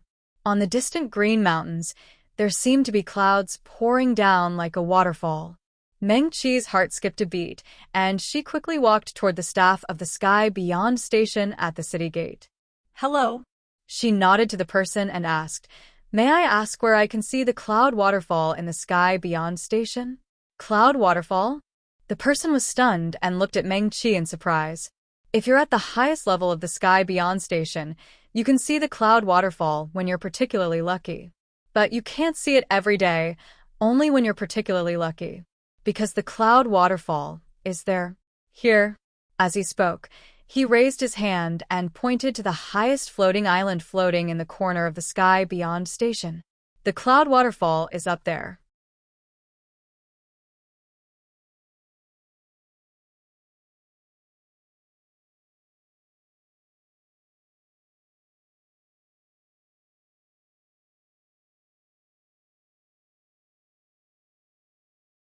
Chapter 49. Then, how can I get theirs? Meng Qi asked again. Go theirs? The staff of sky beyond heaven looked at Meng Qi with a strange expression. Without the permission of the owner of this place, no one can go up. Meng Qi did not say anything. She raised her head and looked at the floating island that was quietly floating in the air. She began to try her best to recall what happened after she was drunk. However, her head was really dizzy at that time, and she was completely stunned. All she could remember was that the white robe was soft and slightly cold, and the cloud waterfall was magnificent. Other than that, she reached out and knocked her head in frustration. Why did she drink at that time? She even drank an entire cup. Otherwise, she should have been able to see the white-robed man's appearance and remember what he said to her. Meng Qi thought for a moment and asked again, "What about sky beyond Heaven Tower? Can I go up now?" "Yes, but if you want to go to the highest level, you need to make an appointment." The person sized up Meng Qi. He remembered her. She was someone that third Miss Shui valued, and he always spoke to her politely. Why don't you go and try now?" "Okay." Meng Qi nodded. Under the guidance of that person, she stepped into the teleportation formation. In the blink of an eye, Meng Qi appeared outside Sky Beyond Heaven Tower. This was the first time Meng Qi had come here. Sky Beyond Heaven Tower was different from the floating island of Xian. The entire floating island was like a large water village courtyard, and the scenery was extremely beautiful. In the distance, there was a lotus pond, a small bridge, and flowing water. The winding path led to a secluded place, and there were some houses of different styles. Other than that, in the center of the entire courtyard was a wooden building that seemed to tower into the clouds. Needless to say, Meng Qi looked up and felt that she couldn't see the top of the building. What the person mentioned just now should be the top of the tall building. Meng Qi turned around and looked to the other side. Sky Beyond Heaven Tower was on the second highest floating island. The highest island floated leisurely on the horizon. From here, she still couldn't see anything. Meng Qi took a deep breath and walked towards the main building of Sky Beyond Heaven Tower. The attendant at the door quickly greeted her warmly. "Do you have a reservation?" No. Meng Qi shook his head. "Fellow Taoist, are you alone?" Yes. Meng Qi nodded. "May I go to the top floor?" "My apologies, fellow Taoist." The waiter smiled warmly. "Today, the top 3 floors have been reserved. If you're not an invited guest, you can't go up." Meng Qi nodded.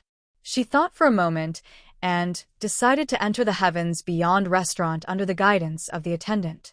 The inside of the building looked even more spacious than the outside. The decor was not luxurious, but it was simple and elegant.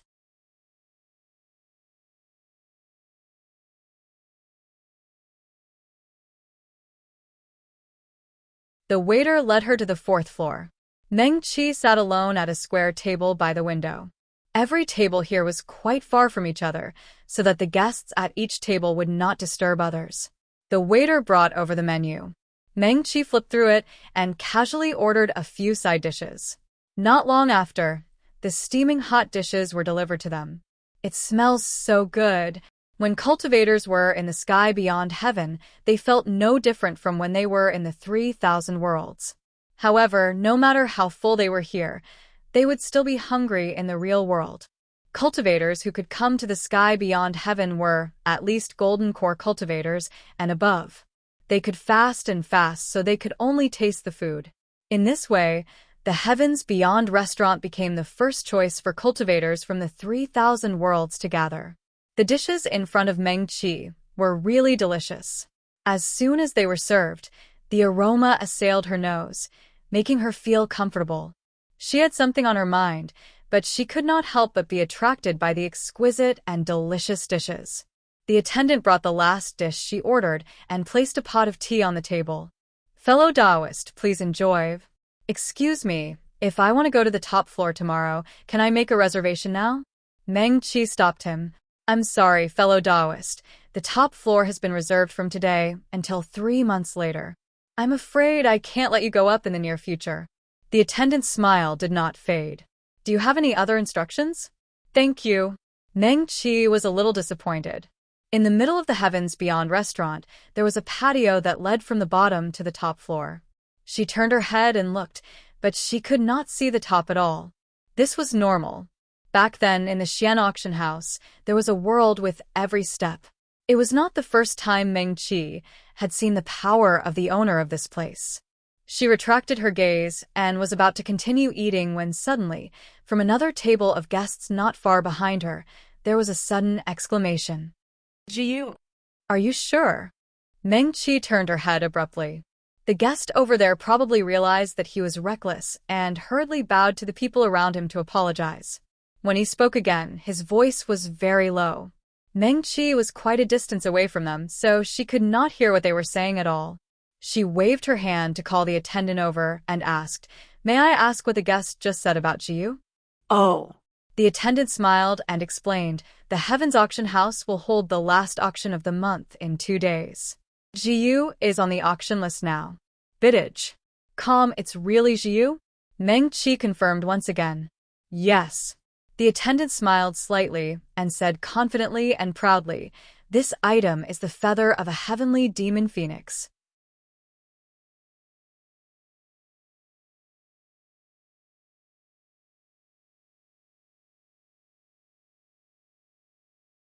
Although it is extremely rare, since the Heavens Auction House has listed it, it will definitely appear in the auction house. Meng Qi nodded. But to start the auction in 2 days, so urgent? She quickly calculated the number of spirit stones she had now. For a Zhuji Xiuzha, she had earned quite a bit in this period of time. Adding on the 9th grade spirit stones she had obtained today, Meng Qi could definitely be considered a little rich woman among the Zhuji Xiuzha in the 3,000 worlds. It would not be hard to buy Jiyu based on its actual value. However, once this kind of rare and priceless treasure appeared in the auction house, it would not be sold based on its actual value. It was possible for it to be sold at a sky-high price. Meng Qi herself had sold a northern dark pellet at a high price. This Jiyu happened to be the most important and necessary ingredient to treat jackdaw grass, which was Little Qi's injury. Meng Qi suddenly stood up and stopped eating. The way to settle the bill at Heavens Beyond was very simple. After signing the bill here, one could go to any Heavens Beyond station in the 3,000 worlds and pay the staff there with the spirit stones. Meng Qi quickly signed the bill and quickly walked out of the building. She quickly left Heavens Beyond and returned to the room in Huajiang Mansion's Wishing Lane. She didn't know when Little Seven had come out of the beast house and was lazily lying on the bed beside her. Hearing Meng Qi's movements, he also turned his head and opened his eyes to look at her. Good boy. Meng Qi rubbed his head. There will be a Ziyu auction in Heavens Beyond in 2 days. I will definitely buy it. She took out the bag of 9th grade spirit stones from her storage bag. These spirit stones, Meng Qi gritted her teeth. If she missed the Jiyu this time, she did not know how long she would have to wait. She could only borrow this bag of spirit stones first. In the future, when she found out who gave it to her, she would earn enough spirit stones to return it to the other party. She used her divine sense to explore the bag. There were a total of 300 9th grade spirit stones in the bag. But was it enough? Meng Qi had never bought the Jiyu before, so she did not know how high the price would be. She thought for a moment and walked to the door. As soon as the door opened, Qin Xiaoma and the other 2 people each occupied a corner in the small independent courtyard. With Su Junmo around, it was rare for it to be quiet. Su Junmo. Meng Qi called him. I have something to ask you. What? Su Junmo's face was a little dark. It was rare that he only answered with 2 words. Jiyu. Meng Qi paused. If it was auctioned, how high do you think it would be? Jiyu? Su Junmo's eyes widened. Is it a real Jiyu? Is it the feather of our heavenly demon phoenix? Auctioned. Heavens, heavens, heavens. How many spirit stones can it be auctioned for? Meng Qi asked.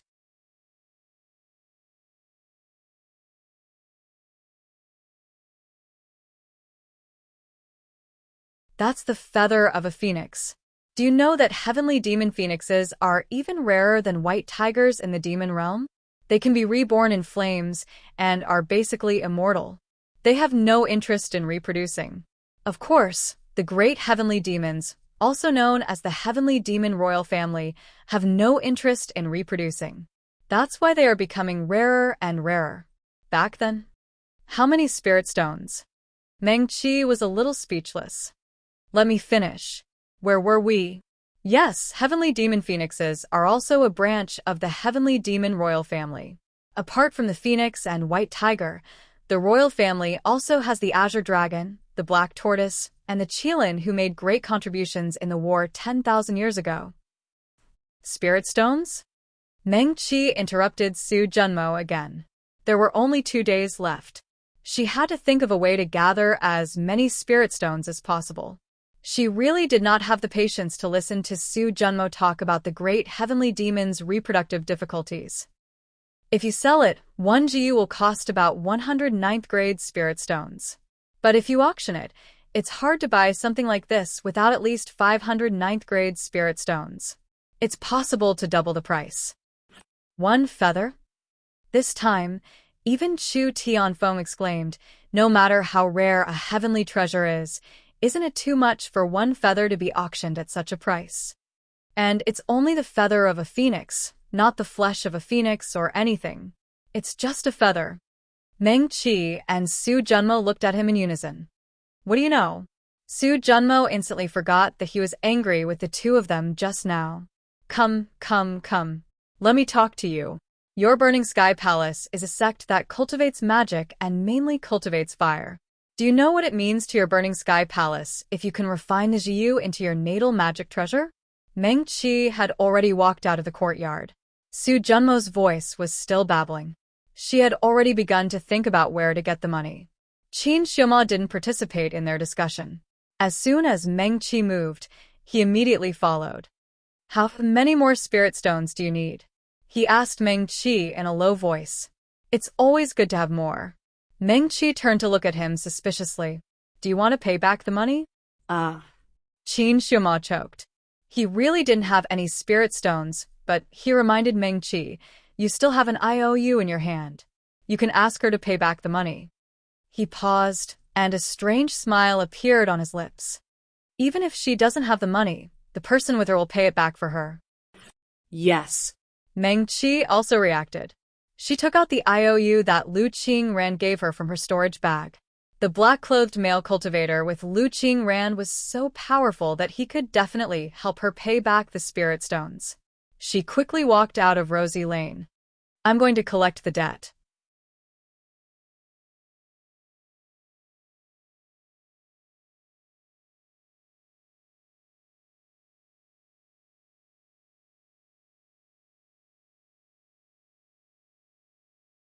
Chapter 50. In every city in the 3,000 worlds and 4 realms, there would be a cultivator alliance. Similar to the medical cultivator alliance, they usually would not interfere with the internal affairs of the large sections. They would help mediate conflicts and solve some problems between cultivators. For example, debts and so on. Meng Qi could not find Lu Qingran, so she could only take the IOU with her consciousness mark and find the cultivator alliance. They could collect the debt for her, but they would take 1/10 of it as a reward. The Cultivator Alliance of Huajiang Prefecture was in the East City. It was a quick walk from Wishing Lane. The person on duty at the Cultivator Alliance today took the IOU and looked at it. He was slightly surprised. He looked up at Meng Qi, who was standing in front of him. She was only a Foundation Establishment cultivator, but there were 3 9th grade spirit stones and 500 8th grade spirit stones on the IOU. So much? That person was surprised, but he did not ask anything. He only said, according to the rules, you have to take 1/10 of the spirit stones to the alliance. Yes. Meng Qi nodded. Can you do it as soon as possible? The auction was in 2 days. To be honest, Lu Qingran owed more than a few hundred 9th grade spirit stones for the blazing feather. However, it was better to pay as much as possible. If you want to rush it, then you will need to pay an additional 100 8th grade spirit stones. Yes. Meng Qi nodded. Can you do it in 1 day? Come again tomorrow evening. That person finished the formalities for Meng Qi and made a mark on the IOU. Thank you. Meng Qi handed the IOU to the other party and left the Cultivator Alliance. What else could she do? She stood in the center of Huajiang Prefecture. What else could she do if she could accumulate enough spirit stones in a short time? If she refined the Dark North pill again, the price would not be higher than last time. Even if she doubled the quantity, it would be difficult to sell it for a high price. A few hundred 8th grade spirit stones would not be of much help. Meng Qi looked up at the sky. The names of the medicinal pills she could refine flashed through her mind. She knew that if she was willing to sell the method of combining formations and medicinal pills, she might be able to sell it for a high price. But no. Although Meng Qi had contributed to this matter, from the alchemy array to the combination of the pill and the array without his teacher, it would have been impossible. He was the true expert in spirit arrays, and only he could come up with so many ingenious ideas. Meng Qi was very grateful to be taught. She felt that she was not qualified to sell the method. Other than that, she checked her storage bag. She was a Zhuji and didn't have anything of value. Even if they forced Qin Xiaoma to pay off his debt, it was still far from enough. What are you worried about?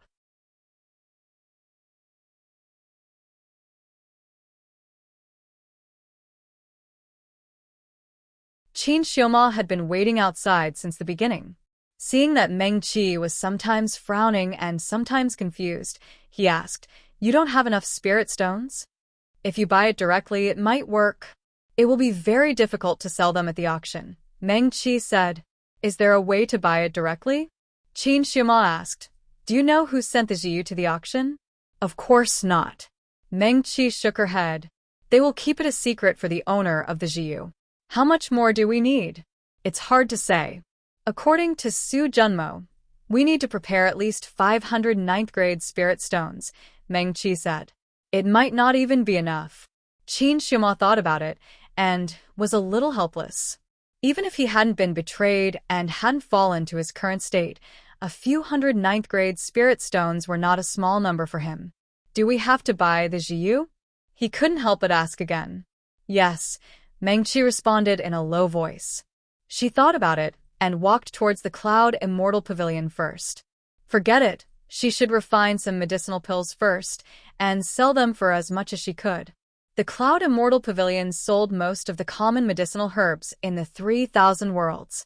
Meng Qi spent 200 8th grade spirit stones to buy enough medicinal herbs and the materials needed to draw the array. She almost filled her storage bag to the brim before returning to Rosy Lane. She returned to the small courtyard she rented and let little Qi out first. Then, she closed the door and took out all the spirit herbs and spirit flowers. The bitter medicinal fragrance instantly filled the room. Little Qi jumped onto the bed and turned to look at her. He watched as Meng Qi started to draw the fire formation and took out the small cauldron for alchemy. The array that Meng Qi drew on the ground this time was a little complicated. There were a total of 6 overlapping arrays. The arrays overlapped with each other. In the end, the 6 arrays formed the shape of a hexagram. In the center of the hexagram, there was a new independent array. The small cauldron was placed in the center. Little Qi was a little numb. Meng Qi could even draw the star array of the White Tiger clan, let alone other arrays. He watched as the little girl busily walked back and forth in front of him and guessed what she wanted to do. She wanted the blazing feather. She wanted the blazing feather for her injuries. Little Qi's blue eyes gradually became gentle. He looked at Meng Qi and felt the other was like a hard-working little rabbit, obedient and clever. It made him want to rub her soft hair. At the same time, in the suburbs 300 li away from Huajiang Manor, under the Green Mountain, Lu Qingran helped the black-robed Xiuzhe sit down beside a large rock. They leaned against a large tree. The shade of the tree blocked almost all the sunlight. Only fragments of light fell through the cracks and landed on Lu Qingran's small face.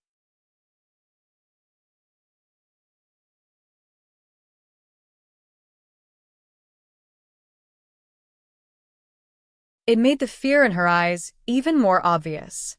"You." Her eyes flashed slightly as she murmured, "Are you well?" "Huh." The black-robed Xiuzhe still wore the bamboo hat, the black veil completely covering his face. His low chuckle was less mocking and more joyful than when he had been in the Black Cloud Mountain Villa. He raised his hand and his slender and pale fingers suddenly grasped Lu Qingran's small chin. Worried about me, HM? His tone carried faint scorn. Or, hoping that I will be more seriously wounded, so you can take the chance to escape? I'm not. I'm real.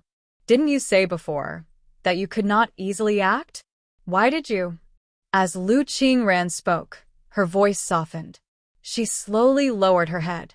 She did not want the other to see the blush on her face and a part of her slender and white neck. If I don't act to intimidate them, I will not be able to leave that place. The black-robed male snorted coldly.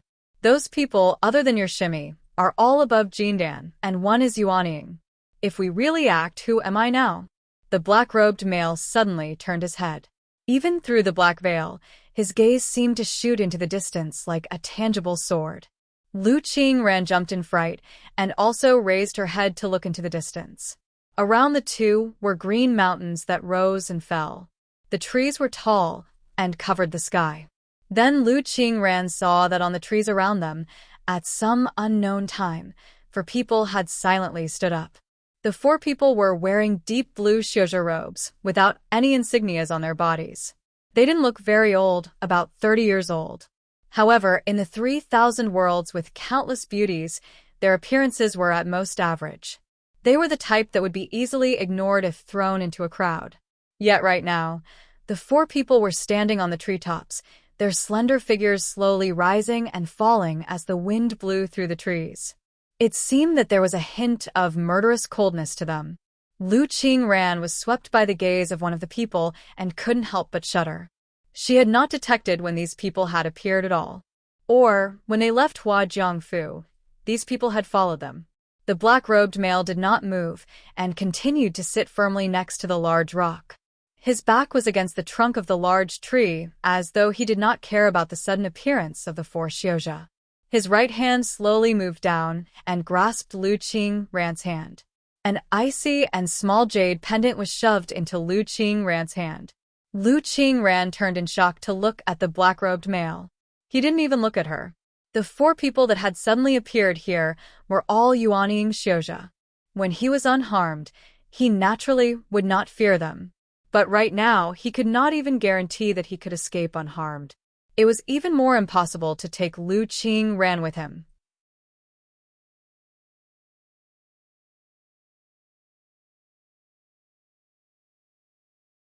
In this moment, there was only the sound of the wind blowing through the treetops and the rustling of the leaves in the forest. The 4 blue-robed xiuzhe and the black-robed male did not speak first. Lu Qingran lowered her head to look at the jade pendant in her hand. There was a blood-red spot on the green jade pendant. The carving of the jade pendant was crude, and there was almost no extra decoration. But the more Lu Qingran looked at that drop of blood red, the more she felt it was mysterious. It was as though that was not the color of the jade pendant itself, but someone's blood that had dripped onto it to form this blood-red spot.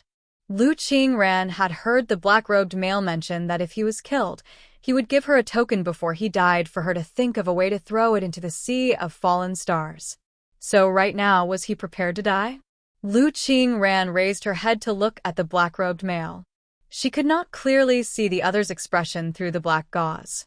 She turned her head to look at the 4 blue-robed xiuzhe who were silent on the treetops. They were still standing there silently. Lu Qingran could not see the cultivation of these 4 people. Thinking about it, they were definitely much higher than her and more powerful than this person, which was why he was so wary. She suddenly tightened her fist, gripping the jade pendant tightly in her hand, and then stood up. Lu Qingran spread her arms and stood in front of the black-robed male. She raised her head to look at the 4 blue-robed xiuzhe. You. She swallowed with some fear and turned her head to look at the black-robed male. Lu Qingran closed her eyes, her face red. She gathered her courage and said loudly, "You can't hurt him." Huh. The black-robed male's snicker came from behind her. This time, the joy and the laughter was even more obvious. It was as though he was laughing at Lu Qingran's overestimation of her abilities, and as though he was admiring her bravery. Lu Qingran's face burned even more, but she still tried to straighten her back. She raised her head to look at the 4 unfamiliar xiuzhe. He's not a bad person. You can't hurt him. Huh. The black-robed male gave a low laugh. Under the black gauze, that pair of cold and emotionless eyes became a bit warmer. It was like the snow that never melted on top of a tall mountain was finally being brushed by the spring wind and started to melt a bit. Lu Qingran stomped her feet and said in a low voice, embarrassed and angry, "Don't laugh." Silly child. The black-robed male seemed to sigh lightly. He hadn't planned on moving originally, but now he slowly stood up using the large rock as support.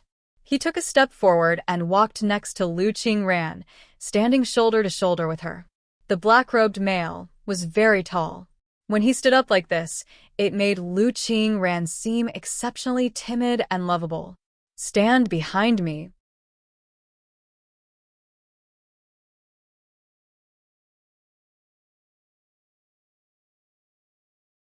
His tone was faint, and his gaze became sharp as he looked at the four Xiuzhe. "It's not such an easy matter to hurt me," he said carelessly. Even though he was wounded, the arrogance in his tone did not decrease. "Come." The black-robed male raised his hand, his pale finger pointing at one of the Xiuzhe. "You too have misunderstood." One of the four Xiuzhe that had been silent since they appeared suddenly spoke. As he spoke, he moved to the side and allowed a male behind him to walk out. The fifth Xiuzhe, the black-robed male, narrowed his eyes. His other hand that was hanging at his side was already gripping a talisman. Jindan? Usually there was nothing to worry about. Right now, each additional Xiuzhe could be the straw that broke the camel's back, even if it was just Juji. Misunderstanding? He sneered inside. The four Yuanying Xiuzhe were standing in a fan formation. When they acted, they would be extremely fast. They could instantly surround him, and Lu Qing ran in the center. What misunderstanding could there be? Fellow Taoists. A smile appeared on the face of the Jindan Xiuzhe that had just arrived. "I have no ill intentions towards you two. May I ask if this fellow is fellow Taoist Lu Qingran?" "Huh?" Lu Qingran stilled. "Did he come to find her?" She instinctively took a step closer to the black-robed male and carefully glanced at the Xiuzhe. Even though the other had a smile on his face, she hesitated for a long time before slowly nodding. I am Lu Qingran." Lu Qingran took a deep breath and instinctively grabbed the arm of the black-robed male beside her. The other did not have any intentions of breaking free from her.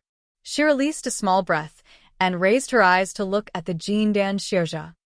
"May I ask if fellow Taoist has some business with me?" "It's like this," the Jindan Xiuzhe explained with a smile. "I am the clerk of the Xiuzhe Alliance's Huajiang Manor. Does fellow Taoist Lu still remember the matter of you previously owing fellow Taoist Mengqi spirit stones and writing an IOU?" Lu Qingran was dazed. "I remember." "Then that's good." That Jindan Xiuzhe seemed to release a breath, and his smile became even warmer. "Fellow Taoist Meng has entrusted us, the Xiuzhe Alliance, to collect this debt for her. Fellow Taoist Lu, please return the money." Lu Qingran blinked. Her mind was still in a mess, and she did not react at all. Meng Qi had entrusted the Xiuzhe Alliance to collect the debt? She was a bit confused. So these people, weren't they here to kill her and him?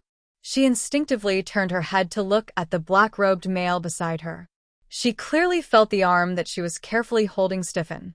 Lu Qingran naturally knew about the Xiuzhe Alliance. She also knew that the Xiuzhe Alliance would indeed help Xiuzhe do these things. Those were the rules set down after that catastrophe thousands of years ago.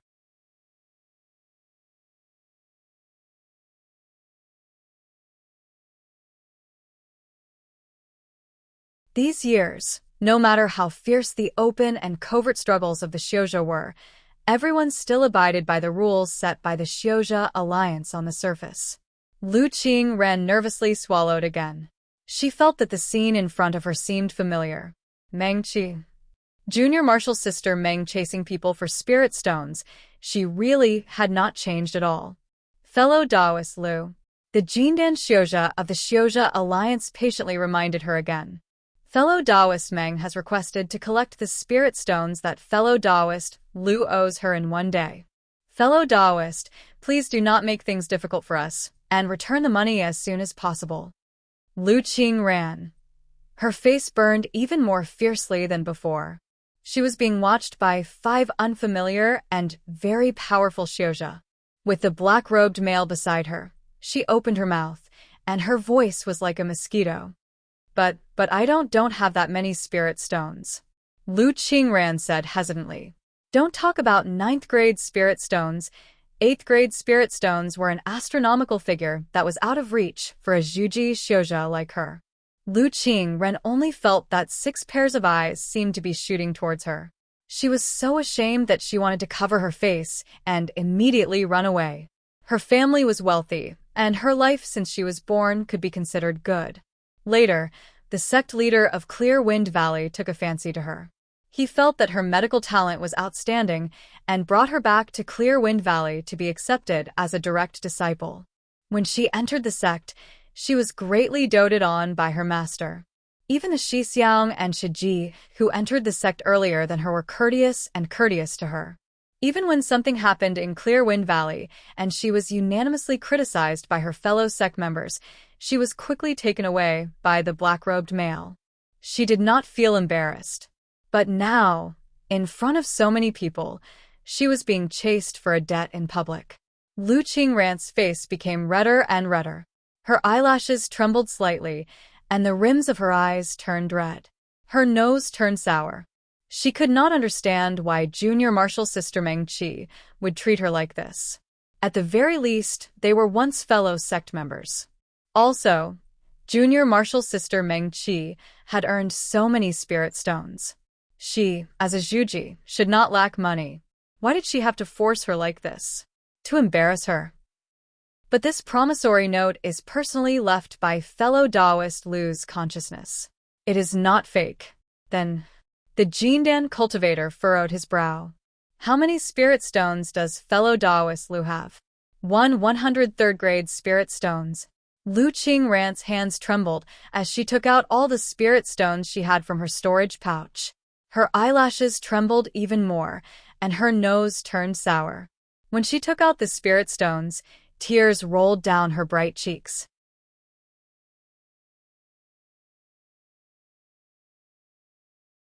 The black-robed male. He turned to look at Lu Qingran. The other's tears finally made him recover from the shock of discovering that these people had only come to collect a debt. He took a deep breath and said coldly, "How many spirit stones does she owe? I will pay it back for her." As the black-robed male spoke, he touched his storage pouch and took out a small brocade pouch. To be honest, he slightly despised these people. What Xiozha alliance? For a promissory note between 2 Zhuji, they had sent out 4 Yuanying Xiozha and 1 Jindan to collect the debt. If the Xiozha alliances of the 3,000 worlds were all at this level, it seemed that they would be finished sooner or later even if they didn't act. That's fine, the Jindan cultivator said with a smile. 3 9th-grade spirit stones, 500 8th-grade spirit stones. The black-robed male. How much? He thought that he had misheard. 3 9th-grade spirit stones, 500 8th-grade spirit stones. The Jindan cultivator patiently repeated. The black-robed male's hand holding the brocade pouch instantly froze. He was extremely embarrassed. He couldn't throw the brocade pouch out, nor could he take it back. If this was before he was injured and forced to leave that place, he wouldn't care about 3 9th-grade spirit stones. Even if it was 300, he wouldn't care too much. But now, there were only 200 8th-grade spirit stones in the brocade pouch. The black-robed male had fled in shame. Other than the 3 life-saving talismans and the several hundred 8th-grade spirit stones, he didn't have anything else. He had spent a lot of spirit stones in this period of time. Even if he took it all out, it wouldn't be enough to pay back Lu Qingran's debt. Those 3 talismans definitely couldn't be seen by the people of the Xiozha alliance. The black-robed male froze where he stood. Under the black gauze, his sickly pale cheeks were dyed dark red. He gripped the brocade pouch in his hand tightly. He couldn't take it back, nor could he throw it out. This shimmy of yours. A long while later, he glanced at Lu Qingran and said through gritted teeth, "She's very good at getting money." Lu Qingran's tears rolled down again as she furiously nodded. The black-robed male took a deep breath and threw the brocade pouch in his hand to the people of the Xiuzha Alliance. Take these first, the rest. Apologies. The Jindan cultivator said with a smile. Fellow Taoist Meng Qi has paid enough compensation. We must recover the spirit stones that fellow Taoist Lu Qingran owes her before tomorrow evening. The black-robed male's tone instantly became irritated. We don't have that many spirit stones. This was probably the case of a dragon in shallow water being played by a shrimp.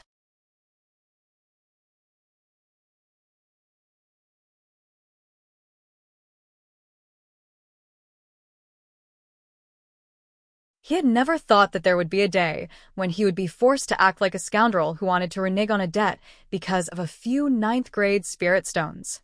Meng Qi, right? He would remember it. Then, the Jindan cultivator said with a slight smile, we won't force you too hard. According to convention, we will first pay fellow Taoist Lu's debt to fellow Taoist Meng tomorrow. As he spoke, he flicked a small porcelain bottle towards Lu Qingran. This is a soul-gathering pill, fellow Taoist Lu, please take it. Next, we will assign fellow Taoists some missions until you earn enough spirit stones. The Jindan cultivator paused and then said, when the time comes, we will naturally give you the antidote. Lu Qingran held the small porcelain bottle, her entire body shaking. The soul-gathering pill could leave behind an imprint in a Xiuzha's spiritual sea. The most special thing was that only the Xiuzha who made this soul-gathering pill had a way to remove the imprint left behind by this pill. As long as she took it, it meant that from now on, she would be under the control of these people and would have to listen obediently. Lu Qingran grabbed the black-clothed man's arm in fear. Her tears fell even faster. She didn't want to take the soul-gathering pill. She was really scared. The black-clothed man seemed to sigh softly again. He had already completely calmed down, and his gaze was even sharper than before. He said to the Jindan cultivator, give me one. He said, I will accept the mission with her. Okay. The Jindan cultivator thought for a moment and flicked a small porcelain bottle. The black-clothed man swallowed the soul-gathering pill without hesitation. Assign the mission, he said coldly. Nascent Soul 7th stage. You can give as many missions as possible with high rewards. Then we will have to trouble fellow Taoist. The Jindan cultivator smiled slightly. He stared at Lu Qingran and took the soul-gathering pill before flicking out a bamboo scroll. Mystic Cloud Mountain Villa is requesting help. There are Yao Xiuzha around Huajiang Manor who are harming people with divine devouring vines. Please go and kill these Yao Xiuzha. The mission will be based on the number of Yao Xiuzha killed. The reward for killing a 4th stage Yao Xiuzha is 108 stage spirit stones. Wukyuoks. Calm, the black-clothed man snorted coldly. Under Lu Qingran's careful and worried gaze, he turned and walked towards the big tree he was leaning against earlier. I know, he said coldly. I will go and kill them. Thank you, fellow Taoist. The Jinan cultivator from the Xiuzha Alliance cupped his hands in greeting. He turned and headed towards Huajiang Manor with his 4 companions with a smile. You. Lu Qingran waited for them to leave before slowly walking to the black-clothed man's side. She half-knelt, her eyes still red. I'm sorry, it's all my fault.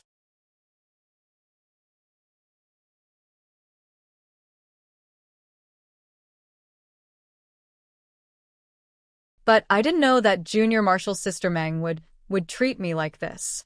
As Lu Qingran spoke, she started to cry again. Don't cry, the black-clothed man said indifferently. Sooner or later, I will go and properly deal with this Meng Qi. She would definitely repay today's humiliation 100-fold. Meng Qi busied herself until the evening of the 2nd day. Finally, she finished refining 9 medicinal pills. She exhaled a long breath and stuffed those dark brown medicinal pills into 9 different porcelain bottles in satisfaction. It was obviously too late to sell them now. She could only ask at the auction tomorrow whether these medicinal pills could be directly counted as spirit stones and used to bid for Blazing Feather. She saw that it was about time.